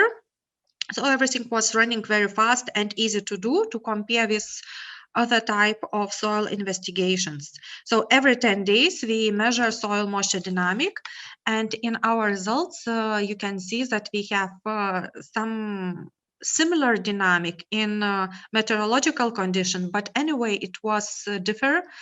And this different amounts of precipitation in decades, they varied, and it's very simple explanation because Lithuania is so small, but we have different regions, and in these regions we even have a bit different lower or higher temperature. Everyone who are living in Lithuania know that. We find out one interesting idea for future research, that sometimes farmers knows better than meteorological stations prognosis what will be in next few days in their fields. So in this case, we decide that soil temperature from top layer is one of the key factors which we need to look up. So here we can see that in third decade of June, we have really a high temperature of soil. So it means when you put your hand on the soil, you feel that it's really warm, over 30 degrees. So in that period, so if we didn't have any irrigation systems, if we didn't have enough soil moisture, we can say that we get droughts. And in some cases, it's not meet requirements to let's say, pronounce that it's drought in whole Lithuania, but in some fields they really feel this negative influence. So after analyzing of soil moisture results in Šilavotas fields, we fixed that in between few decades on July, this because of temperatures and low precipitation, we can say that these additives really stopped evaporation and kept longer soil moisture in that layers. And however, we record that we fixed out even 10% different in volumetric water content between fields with agro-perlite layer when we use 1 centimeter of this additive in field. So it's mean really keep soil moisture longer, and this 10% it's mean 5-6 millimeters of water, so we can switch on irrigation system if we use them every 3 or 4 days. So intervals can be bigger, so we can save our water resources, electricity, and so on. And here we find out that all statistical data, it's look quite good. So we're really proud that in such a short period we collect really good data. And then we can look, because we know that in irrigation and soil moisture, we have relationships. It's written in a lot of papers. So we just try to find out if there is difference between soil temperature and soil moisture with these additives, but the relationship is quite strong. And of course, correlation between temperature, soil moisture, and precipitation is strong too. So here we didn't find any different differences which are presented in another research paper about irrigation. So as conclusions, we can say that study is still running. We will proceed with it for next year. And we're collecting a huge amount of data from 5 different regions which are located in whole Lithuania. So I think after 2 years, we will present big research with final conclusions, and we will say, is it worth to pay money for biological additives for big farms, which are not using any irrigation system, but want to manage soil moisture just with additives? That's all. Thank you very much. I think it's very important that we have practical research, comparative research, like in this case or forestry case before, so we can give it as a proof Otherwise, people sometimes keep it to the, let's say, known things, but here we have numbers and real research which shows something. We have a time for, let's say, one question, probably, if someone has.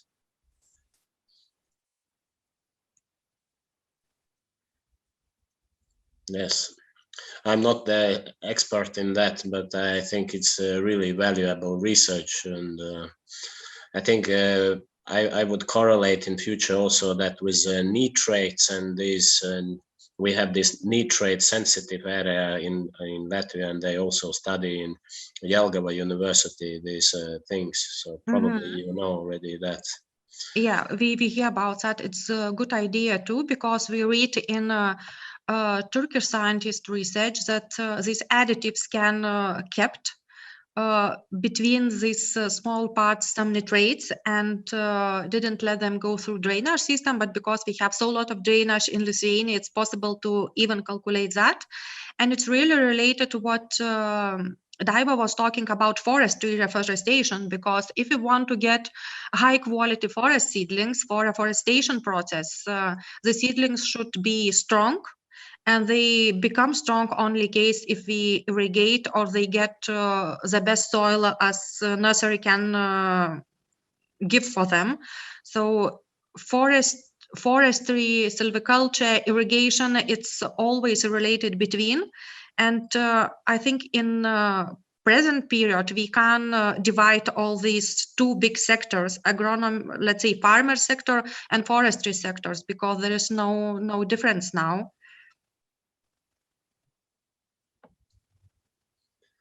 Yes, okay.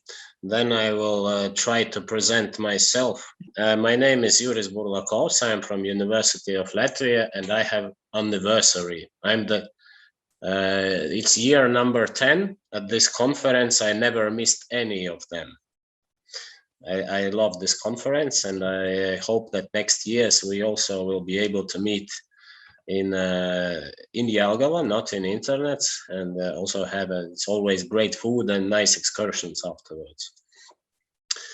My topic is made together with different countries, as you see. Not all the authors are present here because there is some limits with that. We are working in the sustainable landfill concept. In this case, I will talk a little bit about the fine fraction of waste reuse opportunities in covering layer development. It sounds probably quite specific, but actually it's more than a half of thing which is in the landfill, in dump, which nobody can use actually. And then if we transform it for something useful, this is already the victory. What is dump? A dump means that where we have resources lost in dumps from our use, and it's already from the beginning of the civilization. Everybody speaks about the zero waste concepts, but maybe we have the challenge, and maybe we can use the landfill mining. You can Google later what is landfill mining. It's the same it's the same mining which you have for minerals, but it's in the landfills and dumps. So there we could go to the beyond the zero waste concept and even have with negative sign, which gives the positive influence for resources. So our scope of the studies is that we have rejected material. When we see the cars which takes the unsorted waste, we always will have some unsorted waste fraction, even if we utopically think that everything can be sorted, it's not. And anyway, we can speak about the landfills and dumps which are closed longer time ago. So a lot of the big percent of this waste we cannot use at all. So here we come to the possible reuses in the future. And one thing, how is to estimate this fine fraction of waste as functional construction material. This fine fraction of waste, it means this rejected, mixed everything in simple words. And we need also to watch environmental effects. What if we use it as the covering material is these landfills, if we have the leaching, if we have the emissions, and The master plan idea is dump site revitalization, not that we use like this fine fraction to build something very big, but use it in the maximum way and to use the site in a maximum way. And our study is supported by, this is my individual project, Innovative Technologies for Stabilization of Landfills. It's for circular economy. It's about diminishing pollution, revitalization of sites, and closing the landfill sustainably, so that you don't take material from somewhere else. You use the material from the landfill itself. So the aim of this study is to give an outlook of opportunities and describe the benefits for circular economy and do a lot of chemistry researches. I will not go in detail because it makes no sense. And recently also we designed it that this can be also the greenhouse effect diminishment. If we use this fine fraction of waste, we already have studied that it reduces the methane, which comes out from the organic material in these waste dumps. And how it is done, we are researching that. And even if we collect the gas, which is done in the new landfills, controlled landfills, when the life cycle of this landfill is over, we have approximately 1/3 part, 30% of methane, which escapes to the atmosphere. And methane, as you know, is 20 times stronger greenhouse gas as CO2. So if we have this innovative solution and use the landfill material and reduce the methane, it's even not a double, but treble and quadruple effect. Just very short about separation techniques. The landfill mining is the same mining, but we do it in the landfill. I have participated already in 2013 in the landfill mining project in Saaremaa Island, which is in Estonia. And this landfill was closed in kind of innovative way. It was like a pilot project. It's still research going on there. Excavation methods, mainly it's below the groundwater level and over the groundwater level. The second one is easier. If you dig in the groundwater, then it's kind of a lot more expensive and difficult. Need to take also the leachate, dust, and environmental safety, because in theory, everything which I told sounds very nice, but actually we have a lot of problems. It can be the dust when you transport this contaminated soil somewhere. You have a dust problem. If the catastrophe with the car or something happens, you have the leaching. So you must deal with these factors. Moreover, in this Saaremaa Island, there were found avio bombs from Second World War, and nobody wants that this bomb explodes. So this landfill mining should be treated very safely. And in this case, in Saaremaa, this island should be closed anyway, according to European regulation. And we wanted just to do it a little bit better than usual. So it makes maybe no sense to plan the landfill mining in a new landfill so much, because economically probably it's not so feasible. We don't have so much valuable things in the new landfills because now we sort material, but the old landfills are still interesting, especially if they are in the cities, which are growing and land is expensive. So there are some energy issues for this construction material, and it's obvious that in organic material there is a lot. It's like more than 50%. And the older landfill you have, the less organic material you will have, and the more inert material you will have there inside. And of course, you need to understand that in old landfills you have a mix of everything. You have hazardous waste, you have construction waste, even the industrial sludge and many other things. It's not like today. We sort in different places, different landfills in a controlled way, and it shouldn't be, which I named now in the new landfills. So the main thing which I consider the most valuable is because we will have the CO2 quotas and probably methane quotas in the future, then this is the money. the methane oxidation of this innovative construction material for the covering, and real estate as the asset. If you have the landfill which you close in the city, then it should be the benefit. So of course, it's a lot of with the landscape planning, urban planning, and a lot of economical probably calculations. However, but I really believe that this could lead to the future thinking also, this beyond the zero waste. It's very difficult to convince the municipalities somewhere in the distant areas where the land is probably cheap and you have the closed landfill already.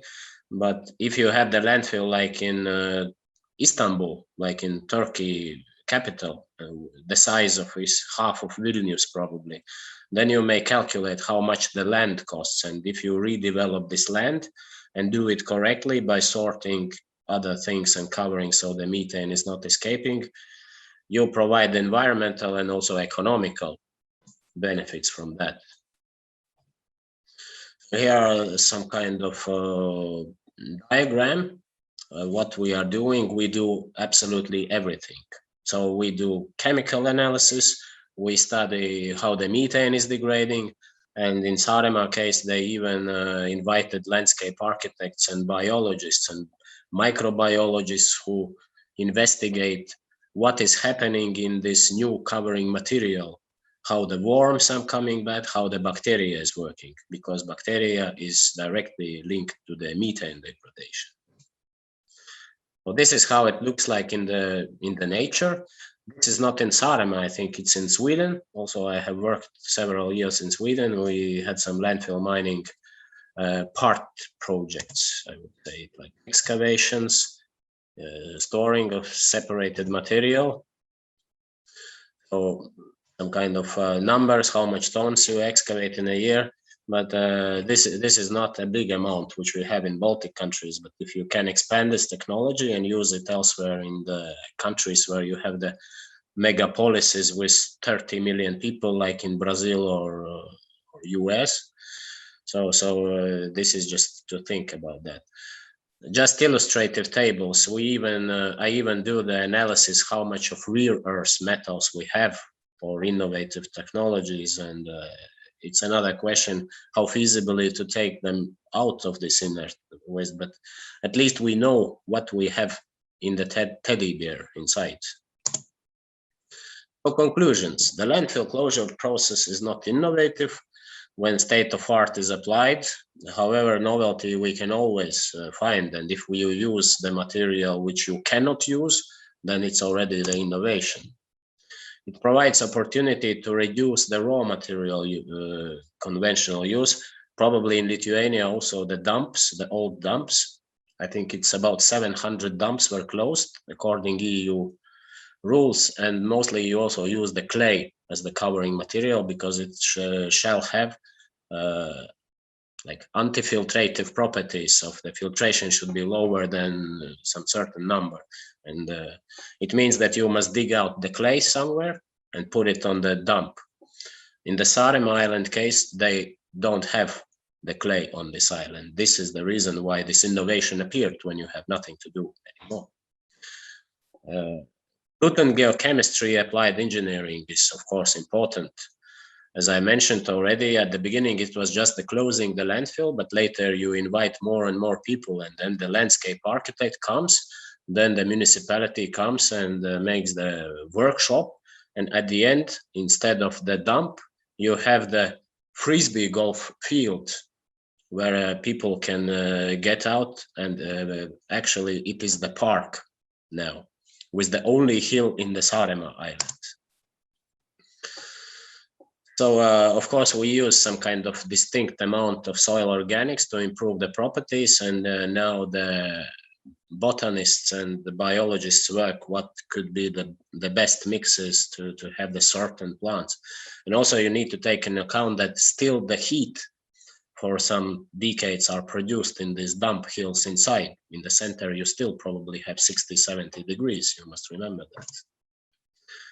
Research is continued. Overall guidelines of applied approach are dependent not only from science, but also site geography, and of course of legislative aspects. Our thing is to provide the innovation, and the law and legislation follows later up. This is acknowledgement. And in any of our researches, also in forestry, agriculture, other sciences, we can think about any kind of new decisions, and innovation probably sometimes is not the most complicated thing. You can take the glass, turn it up over, and put it as the hat on the head. So it's already the innovation. Complicated things not always are the best, simple things. This is the photo from Saaremaa at the beginning. Now it's already the park, and from recycled plastic, they have already the gates there and everything. It looks really nice. Thank you for the attention, and any questions are welcome. Juris, I have a question. You mentioned that in Lithuania we cover our closed dump with clay. It's partly correct information. Mostly we start to use geomembranes, because even clay in our climate situation, when we have so much precipitation not working well, we decide to stop leaching from closer dumps. But on another way, we have two big experiments which are running now in Lithuania. So we pick upping our closed and working landfill sites in Lapės, in Kaunas, and in Šiauliai. Šiauliai is nearby you, so it's just 50 kilometers to you. It's a big experiment from Kaunas Technology University. They're trying to find raw materials which was thrown out before recycling process. And this is one of new idea for Lithuania, how we can collect waste, which we can use for second time, let's say, after recycling, just because our people don't want to have more landfill sites instead of these 11 which we have in Lithuania at present time. So for our bad example, 800 dumps, till now, till 11, it's a really huge step. But as you told, we still proceed in investigation what we can do with all these sites in future. Zero waste, it's our dream too. Yes, I know very good. We work together. The Professor Gintaras Denafas from Kaunas also was on the belt, and we sorted this shit online together. So probably you know this professor. So imagine he's in working close together with students and sorting. It's not like banning where it was real shit going also in this line when we sorted. We did it just to do the science. We sorted 12 tons in this Estonian landfill to see what's inside. So then we can plan the future research also. Now they work a lot with this waste, I think, from Electronical. He had a very good group of young scientists, and they do about this gold, silver, rare earths, and probably something else. And also I visited last year the Alytus. There's very prospective guy. I don't remember at the moment what was the name of director, but he was really informed even more than me for some things. And I think they use the technical compost. You mentioned it's right. There are many names for that. What is it's actually no definition. And I think they cover these cells with these remains, which you were talking about. So of course, if you have the clay just nearby, it's easy to cover. And when we had to close 600 in Latvia, 700 in your country, and 400 in Estonia, then it should be done fast according to legislation. And then the clay was the first grab. But it can be much more things which are more sustainable than that. Any more questions? So just I'm curious about chemistry. As soon as I know, clay do not absorb methane at all. No reaction between clay and methane. But you mentioned some microbes which can eat methanes, or other, or what actually, how you destroy methanes? I don't understand. This fine fraction of waste, it's like mix of inert waste and remains of organics, and there bacteria grows and it eats up the methane. The clay is the worst. So there are some bacteria which eat methane, you want to say? I'm not the methane specialist. I'm the waste management person. So, but the clay I mentioned as the negative variation, how to close it, and it was done in most cases. In this case, we used the resorted, shredded, and then the reject material is the fine fraction, which contains everything combined, starting from sand, and end up with the, in waste management, sorry, I didn't mention, in fine fraction is not like in geology or geotechnics. Fine fraction is up to 1 centimeter is the fine fraction. So you have everything in that, and you cannot use it in any other means by just you landfill it. In this case, in Saaremaa Island, it was 1.5 meter covering layer mixed with the black soil, and the methane is degraded. And we have the publication recently in Estonia about with the maps, with the GIS maps, how this methane is diminished in that 1.5 meter, and there is a vegetation and park on it now as well. Okay, the main was not the methane degradation, but it's one of these points. The main was to close the landfill at the beginning, but you can't close it if you don't put the anti-filtrative material according to the law, and there is no other means actually how to do it. In the Saaremaa Island has 20 centimeters of soil, and then you have the limestone, and that's it. You don't have anything else there. You need to take a ship, take a clay from somewhere, and it's more or less not very sustainable idea, I would say, at least. Okay, clear. I understand what you mean. Okay, thank you. So then I can provide, I don't know, I lost somewhere the presentation. Probably I need to close it. Did I close the presentation?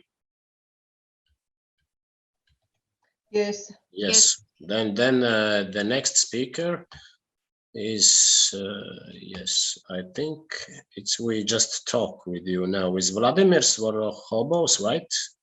From Institute of yes. Okay, so what should we do? Aeronautics, and how to choose optimal locations for installation of wind turbines in rural areas. Oh, yeah. And so the floor is yours, please. Yes, now it's working.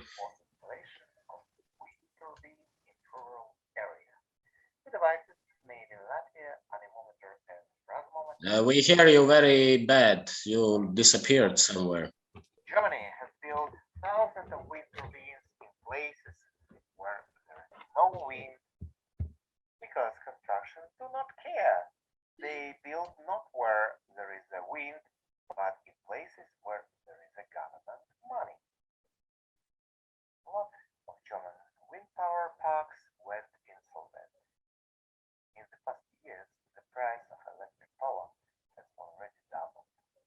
In Latvia, we also pay so-called OIK, Obligācija Iepirkuma company, to support wind turbine, and this actually means. So what happens here? Second is Brasmometer, device for measurement of maximum possible dangerous gas. Brasmometer records only the figures, the strongest wind which occur during a long observation period, let's say for 10 years. Sorry, you have something with the voice a little bit. You lost. We losing your. Yeah. So now okay. it's good. Now, Just a second. yes, now it's good. Let me then start again. Idea is very simple. You mean you hardly hear this voice, yeah? Can I?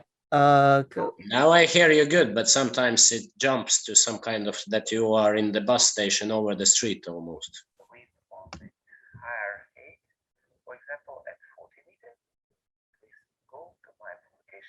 for the mass.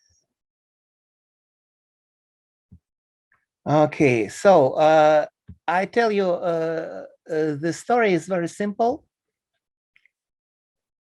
Oh, okay.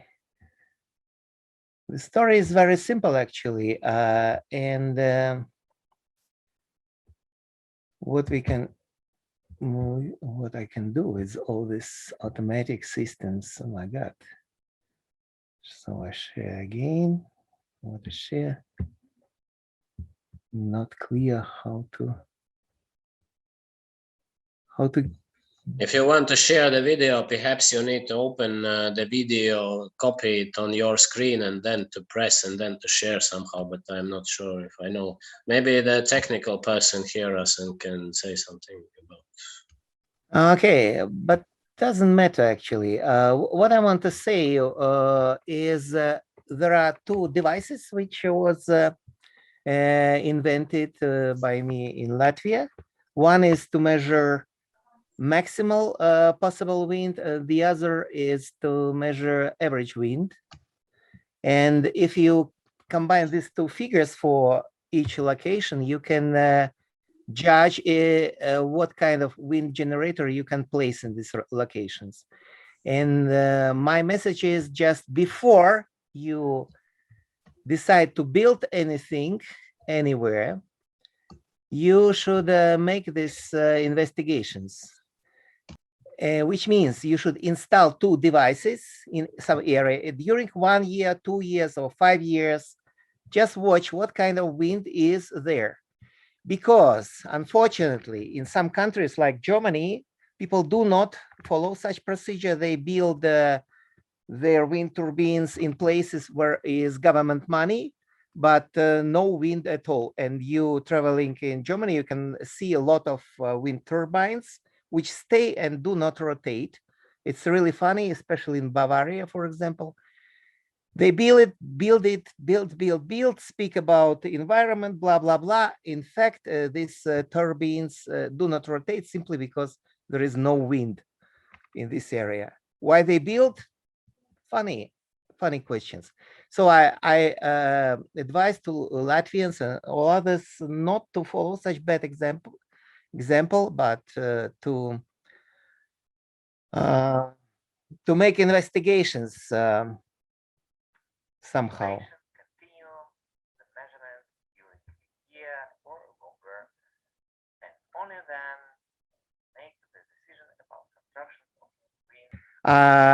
Then I repeat roughly major idea I told already. I just want to show you pictures. If you see these pictures right now. Yes, yes. Just so press. this very primitive, simple anemometer, which can give you average speed based on some water counter. But now it's not a water counter, it counts amount of wind. And this is a Brasmometer, also made in Latvia, which just give you maximal wind. Let's say if during a year, 1 second, wind was 40 meters, it will fix this moment and say maximal wind in this area 40 meters per second. And this is necessary information because this wind can break your wind turbine, or whatever you build can break. There are some details about how it was made, and some advices also to make some mast. You actually should make measurements on 2 levels. See, there is one level and the second level. So you not only measure, but you can see how it increases with height. And this gives you opportunity to predict how big wind will be on 50 meters, for example, without building a big mast of 50 meters. And here I wanted to present you, oh my God, this video, if I can copy it. And if I can just show you this video, how a real mast looks like. Do you see this film? No, you have to stop this sharing and then share again. Basically, you need to share the whole screen, not only So PowerPoint. if now you can see it. Yes. Yeah. Yes. Now it's okay. So it's made from wood, very simple construction. Doesn't require any foundation. And this is how it looks when folded. Weight is only 5 kilograms, made in Latvia. So what I mean, it is transportable mast. Of course, it's a little bit sophisticated, but actually you can use something more primitive. The goal is to measure wind before you start serious construction of wind turbine, which can cost millions of euro. Just invest couple hundreds to measure wind before investing millions. This is a message. And then it will be profitable. You should not pay special tax like oil tax to support wind energy. It can be very profitable, but do it with a brain. Do it with previous investigations of weather in particular point. Okay.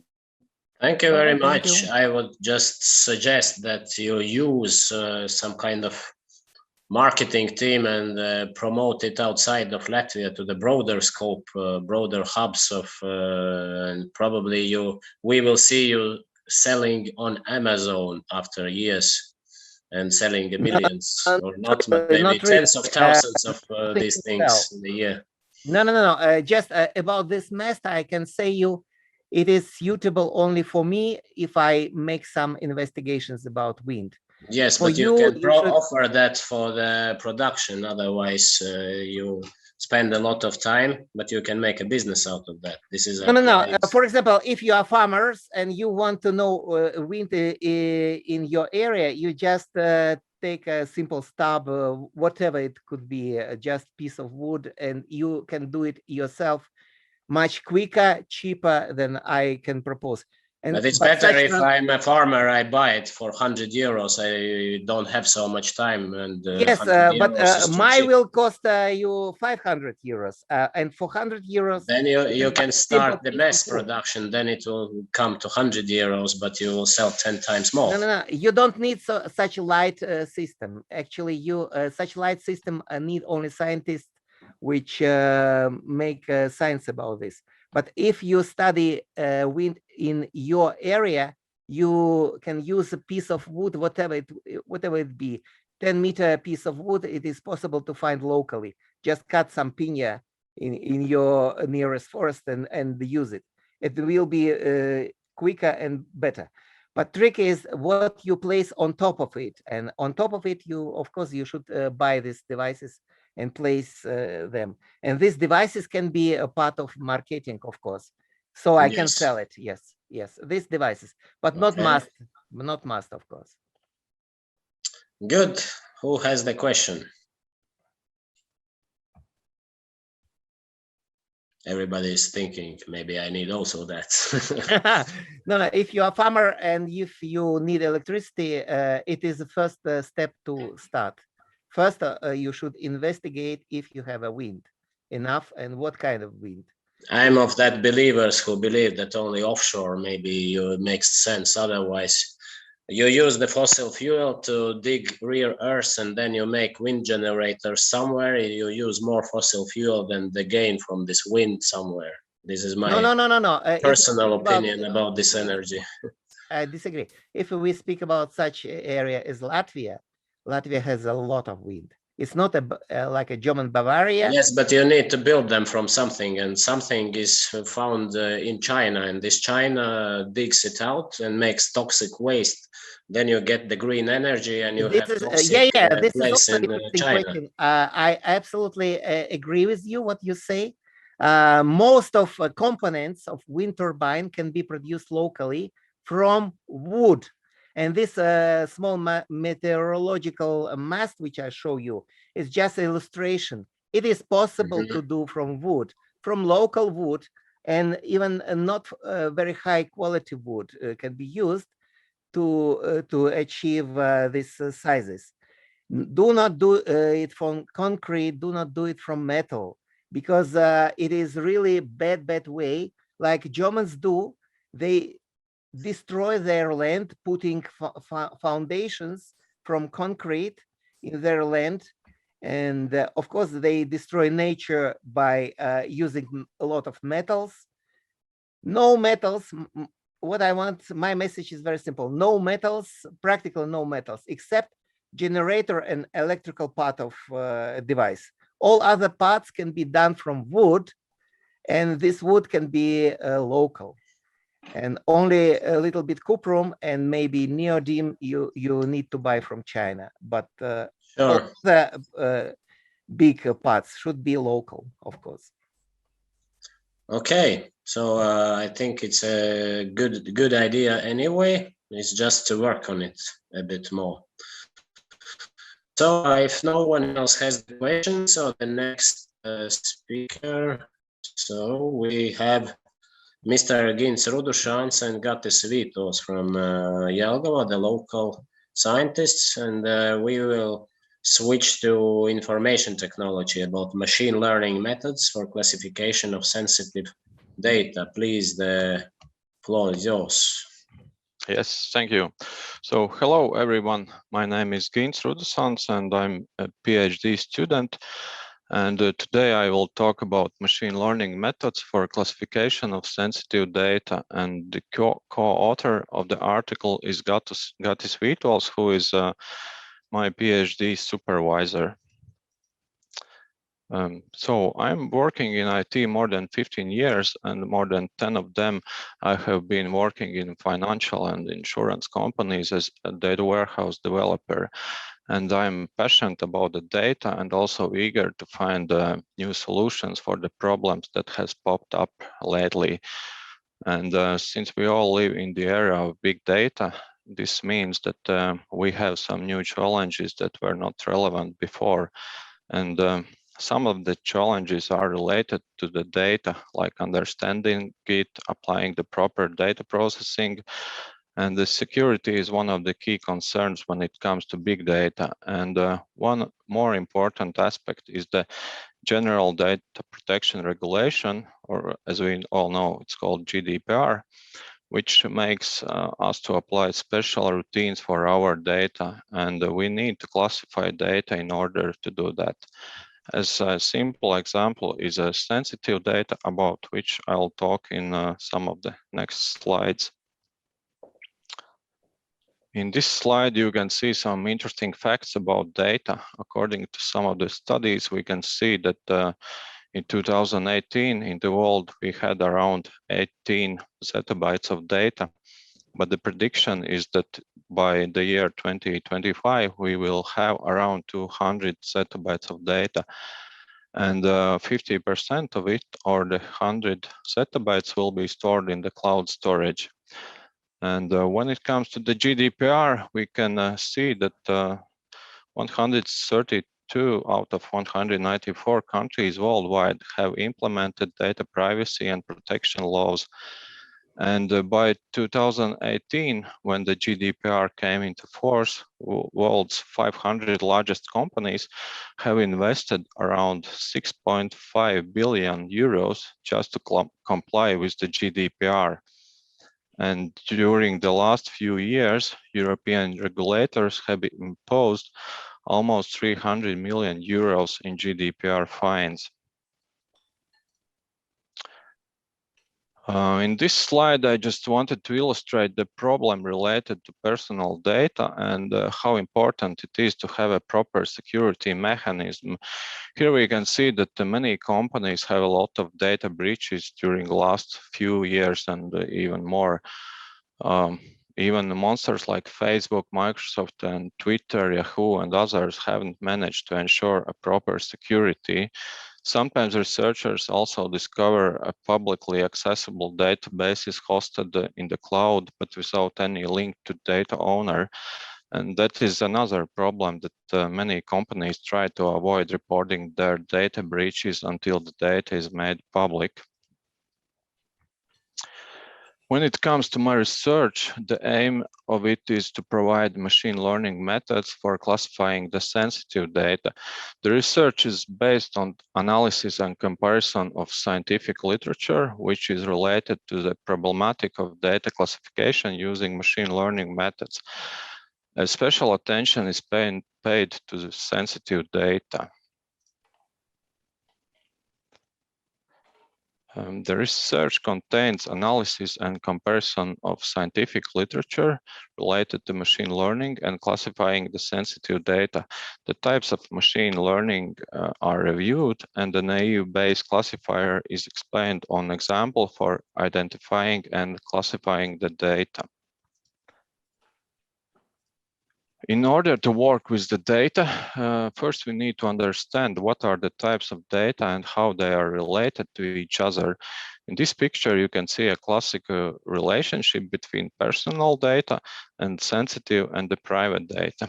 Let's start with the largest outer circle, which is personal data. In general, this is any data that contains personal information such as name, address, phone numbers, emails, etc. Or in other words, it is any information about a specific individual ranging from somebody's name to their physical appearance that reveals their identity directly or indirectly. And the next is private data. It is any personal data that individuals don't want to reveal in public. And the last circle is the sensitive data or the sensitive personal data. This is any information that uncovers racial or ethnic source, genetic information, religious convictions, biometric information, or sexual life-related information. Here you can see the history of the General Data Protection Regulation, and it is actually originated from the Data Protection Act, which was created in the UK back in 1984. And in 1995, the DPA was also accepted in the European Union, and only in 2016, the GDPR was approved by the European Union's Parliament, and it came into force in May 2018. Machine learning is a part of computer science where the efficiency of system improves itself by repeatedly performing the tasks by using data instead of explicitly programmed by programmers. The three main techniques are supervised learning, unsupervised learning, and reinforcement learning. In my case, I will focus more on the first, supervised learning, because it is used in my research to solve the problem about classification. It is called supervised learning because the process of an algorithm learning from the training data set can be thought of as a teacher supervising the learning process. We know the correct answers. The algorithm iteratively makes predictions on the training data, and it is corrected by the teacher. And the learning stops when the algorithm achieves an acceptable level of performance. Supervised learning deals with problems that can be categorized into regression and classification problems. The classification problem typically is when the output variable is a category such as black and white, or in my case, it's sensitive or non-sensitive. Based on the problem I want to solve, to classify the data in categories such as sensitive and non-sensitive, I have chosen the supervised learning and classification problem. And based on the scientific literature of the most popular and one of the most popular and recognized methods for the classification of data is the naive-Bayes classifier. It calculates the joint probabilities of words and categories to estimate the category where the new data will belong. In the next slides, I will explain how the naive-Bayes classifier works and how it can help to solve the problem of classifying the data. In this table, you see a training data. These are the sentences where we have done the job manually and classified them into either sensitive or non-sensitive data. For example, the first sentence we got is he believes in God. It's classified as sensitive because it contains information about the religious belief. But the next sentence, John lives in Paris, is classified as non-sensitive because it contains information only about the name and location. Next, we got to our test data. We received a new sentence, which is Eric believes in reincarnation. And we want the naive Bayes classifier to help us to identify whether this information is sensitive or not. Here you can see the equation of naive Bayes theorem. And down below, I have replaced the values in the original equation with information from my example using the test sentence. Since for our classifier, we are just trying to find out which tag has a bigger probability, we can discard the divisor, which makes the same for both tags. We can start our calculation by making a histogram. As in this example, we take all the words that are met in the sentences tagged as sensitive, and we count how many times they are met there. Then the same we should do for the non-sensitive data. Next, we calculate the probabilities or the likelihoods for each word that is met in sensitive data set. And then we repeat the same procedure for the non-sensitive training data set. Next, we calculate the prior probabilities or the initial guess that we observe either sensitive or non-sensitive sentence. First, we assume that new information is sensitive and make our initial guess. Here we divide the number of sensitive sentences from the training data by the number of total sentences, and we get 0.6. And in the same manner, we calculate the prior probability for the non-sensitive sentence, and we get 0.4. Now we should multiply our prior probabilities with the probabilities of each word. Assuming it's sensitive data, we applied some smoothing by adding additional count to each word in the histogram because not all words are met from our test data. And this is the final calculation where we put all the numbers we've calculated before. Since we get the higher results for the sensitive tag, we decide that the sentence Eric believes in reincarnation should be classified as sensitive. And this is as expected since that test sentence contains information about the religious belief. So the main focus in the research was on supervised learning algorithms, where one of the simplest and most efficient is a naive Bayes classifier. It is also fast and produces good results. However, when we talk about sensitive data and data regulations, we might need to look at some more algorithms or a combination of them. Also, an important aspect in machine learning processes is the training data set.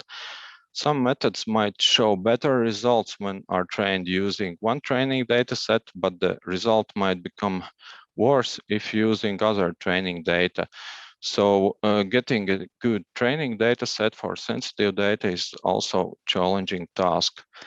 And as well, I can mention that in order to achieve even better results, the machine learning methods can be used together with other methods. Then they become hybrid methods, and this concept of combining classifiers is proposed as a new direction for the improvements of the performance of individual classifiers. That's it. Thank you. Any questions? Thank you, Gintz. It's very interesting. Of course, I don't get the details, but I am with machine learning in every day. I think every person on the earth nowadays, almost, if it's with electricity working, something is with the machine learning. I am together with machine learning when I see the impact to the trade in markets, because now it's so much of algorithmic trading. in stock exchanges. So just you cannot trade the news. You are always seeing that high-speed trading will, it's like last 10 years already it's succeeding. I think it's also with machine learning, and these markets also has this machine learning system how to read the news and in microseconds to react on this. It's not the Hollywood, it's reality, I can assure you.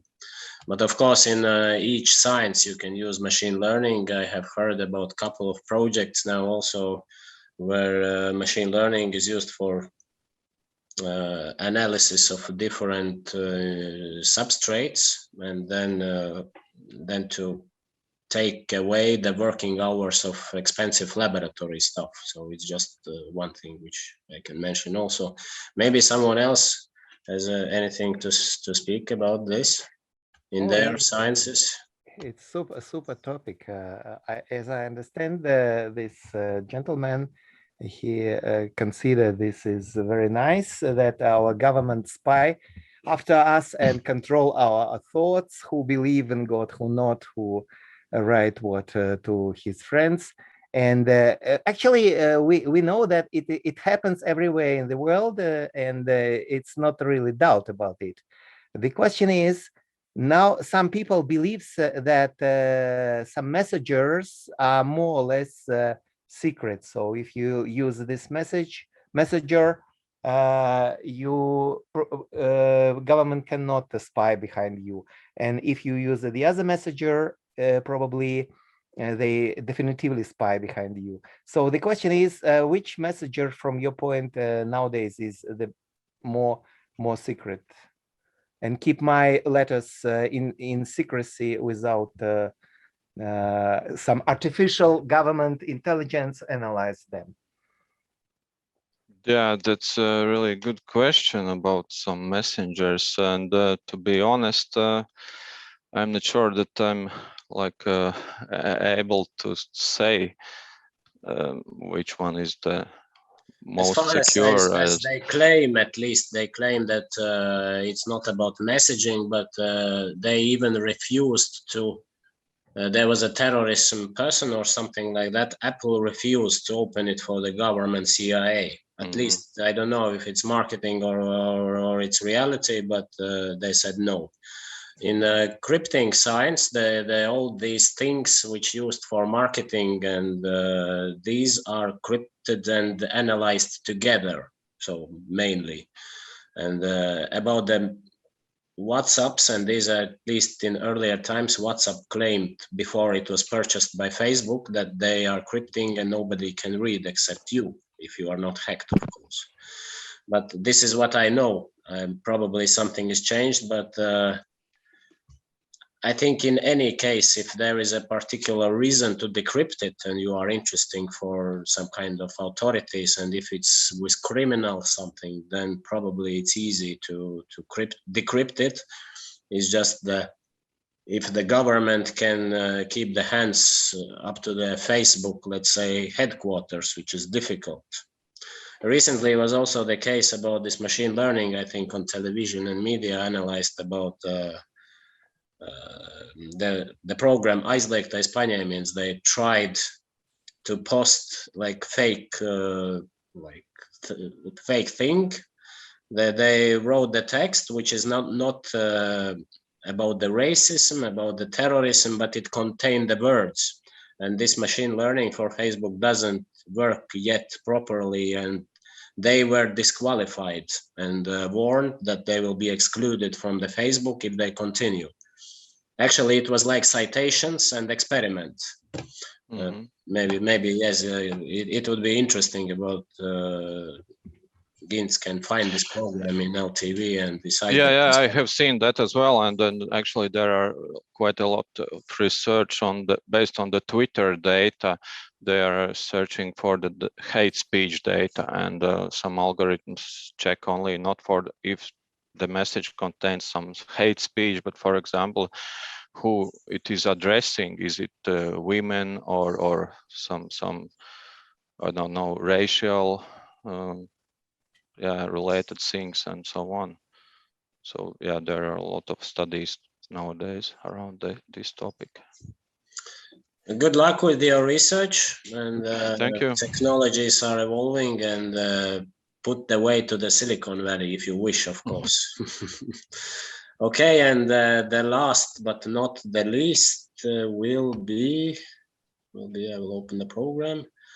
Anna Wintere, also from Jelgava, a study of learning on learning difficulties related to dyscalculia and mathematical anxiety. Very interesting. At least understand what we talk about. So mathematical anxiety, I know about the climate change anxiety as psychological problem, but what will be that? So the floor is yours, please. Oh, thank you. Can you hear me?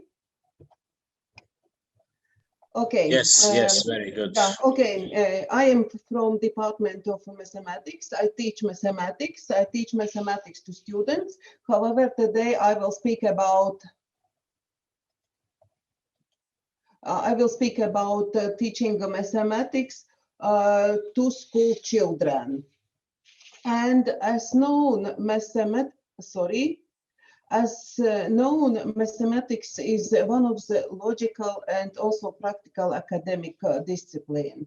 And math also is one of the lifelong learning competencies. And a lot of studies have been done on importance of mathematical skills in daily and also professional life.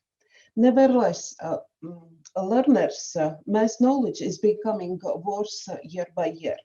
And math is also one of the reasons for dropping out at all educational levels. Sometimes these results are associated with laziness, lack of motivation, and so on.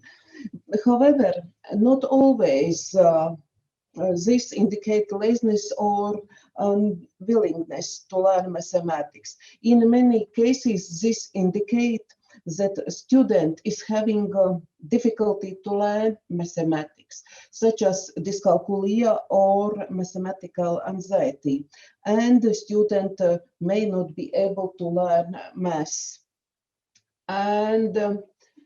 And of course, the mathematical learning difficulties is determined by several cognitive and also emotional factors.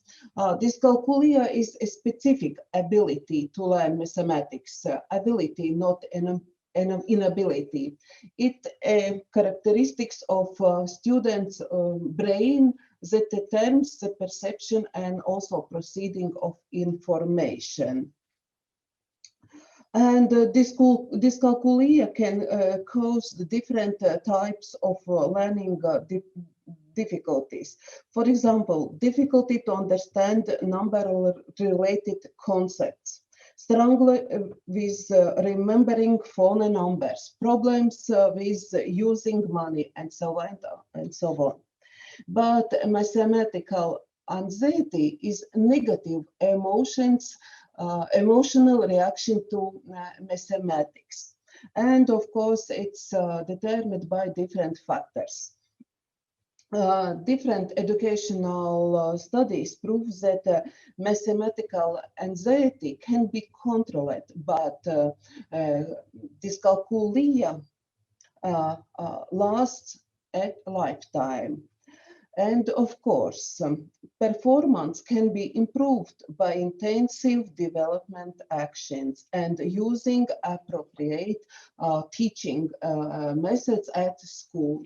Therefore, the aim of this study was to identify learning difficulties in mathematics and also identify existing experiences, how to overcome these learning difficulties, and also to find out what support is needed by teachers. And to implement these aims of the study, a survey of teachers and also parents has been conducted.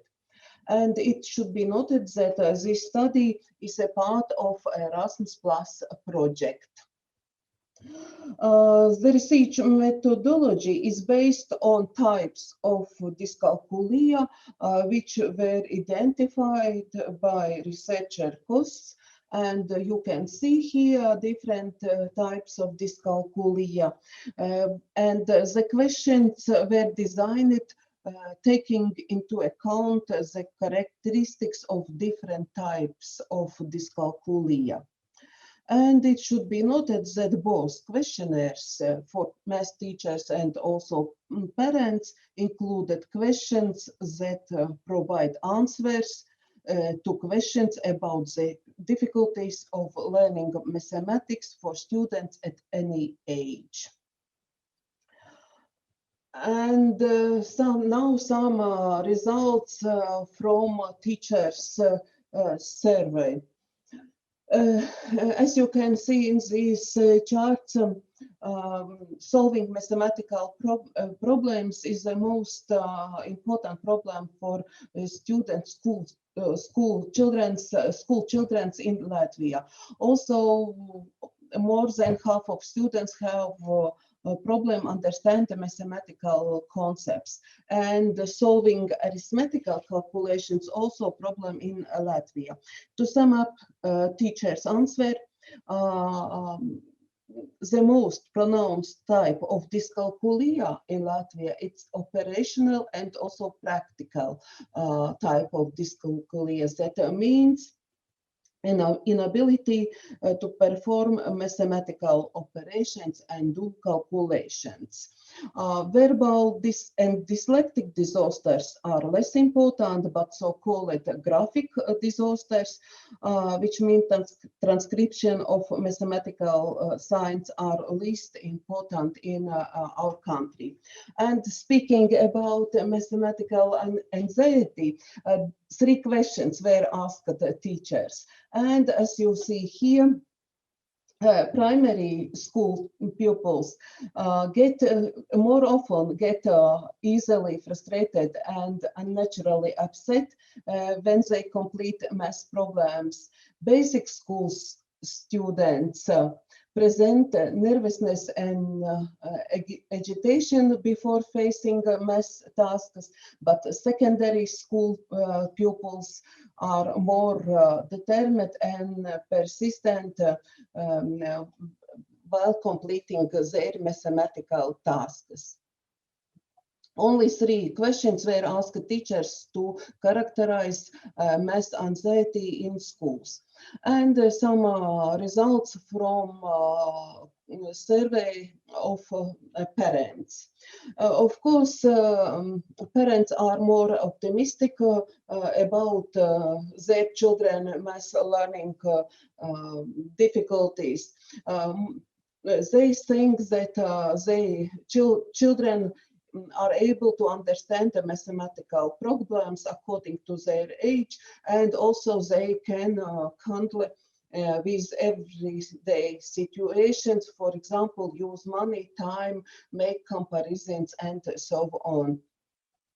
But speaking about math anxiety, we can say that children aged between 12 and 16 more often get unnaturally upset doing mathematics, but primary school children more often tell nice things about math lessons at home. And also for parents were asked about playing games, and you can see that children aged 9-11 more often interested to play games, and as we know, playing games is one of the methods how to reduce mathematical anxiety. And also parents were asked why children have math learning difficulties, and answer shows that children sometimes have to learn by heart, not to understand, and also nothing is explained individually, as Everything happens very fast, and the teachers is a lack of time, and they don't time to explain more slowly and to overcome different mathematical problems. Usually in Latvia, parents attract a private teacher. And teachers also were asked describe how they work with such students. Of course, different approaches were named, and also for additional lessons. Summer schools are organized. In schools are used reminders, as I already said, games. And also very often teachers try only to reformulate the task in simpler words and also explain rules. And in some cases, they allow to use calculators. But teachers were also asked, do they have right tools to help to students with dyscalculia or math anxiety? No, as you see, majority of teachers don't have such tools, and also they are not able to identify case of dyscalculia, and of course they are lack of knowledge and also lack of practice to do it. That's why teachers need different methodological materials. And based on teachers' answer, we can say that also exchange of experiences also would be desirable. And of course, as I said, this study was a part of Erasmus Plus project, and these findings will be used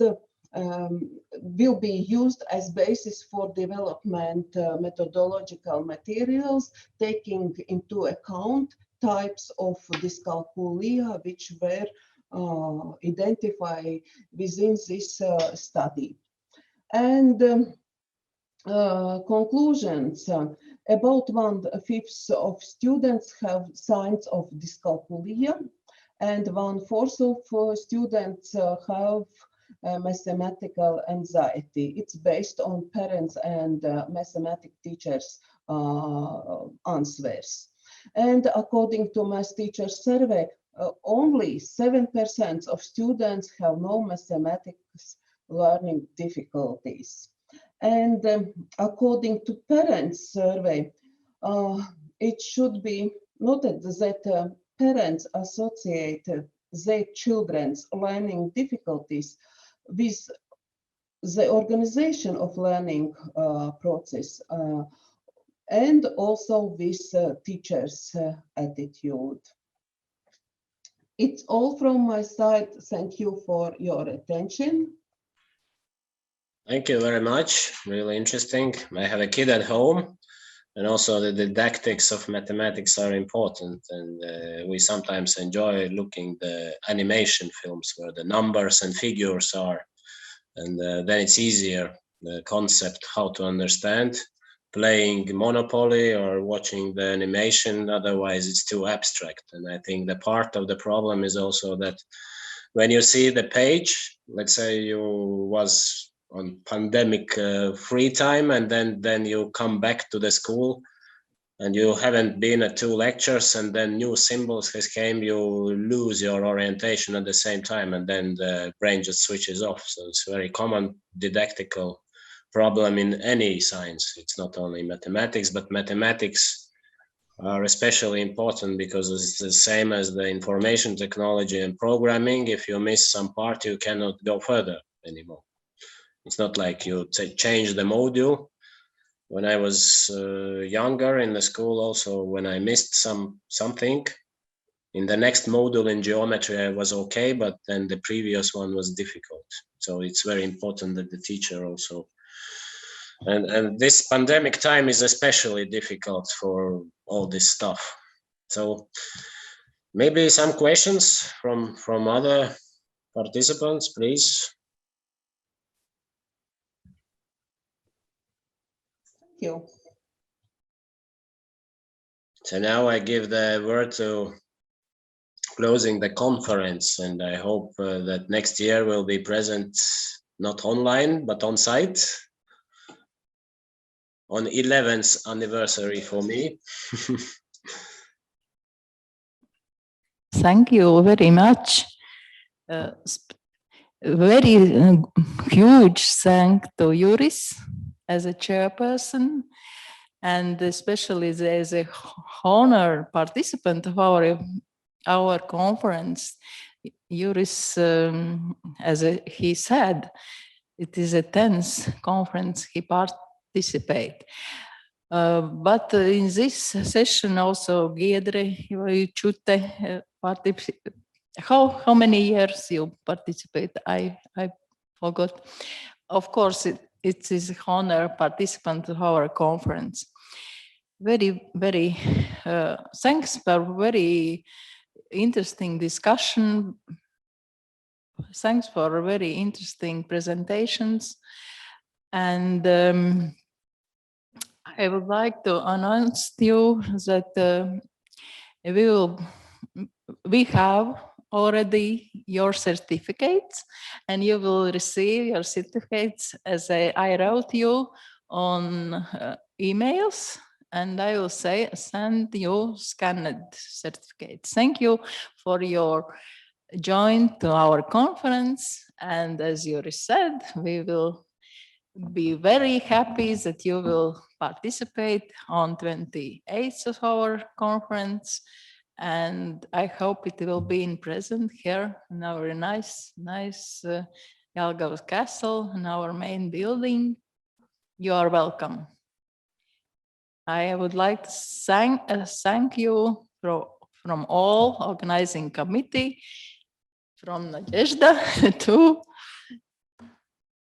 Thank you very much. Bye-bye. See you next year in Jelgava. See you later.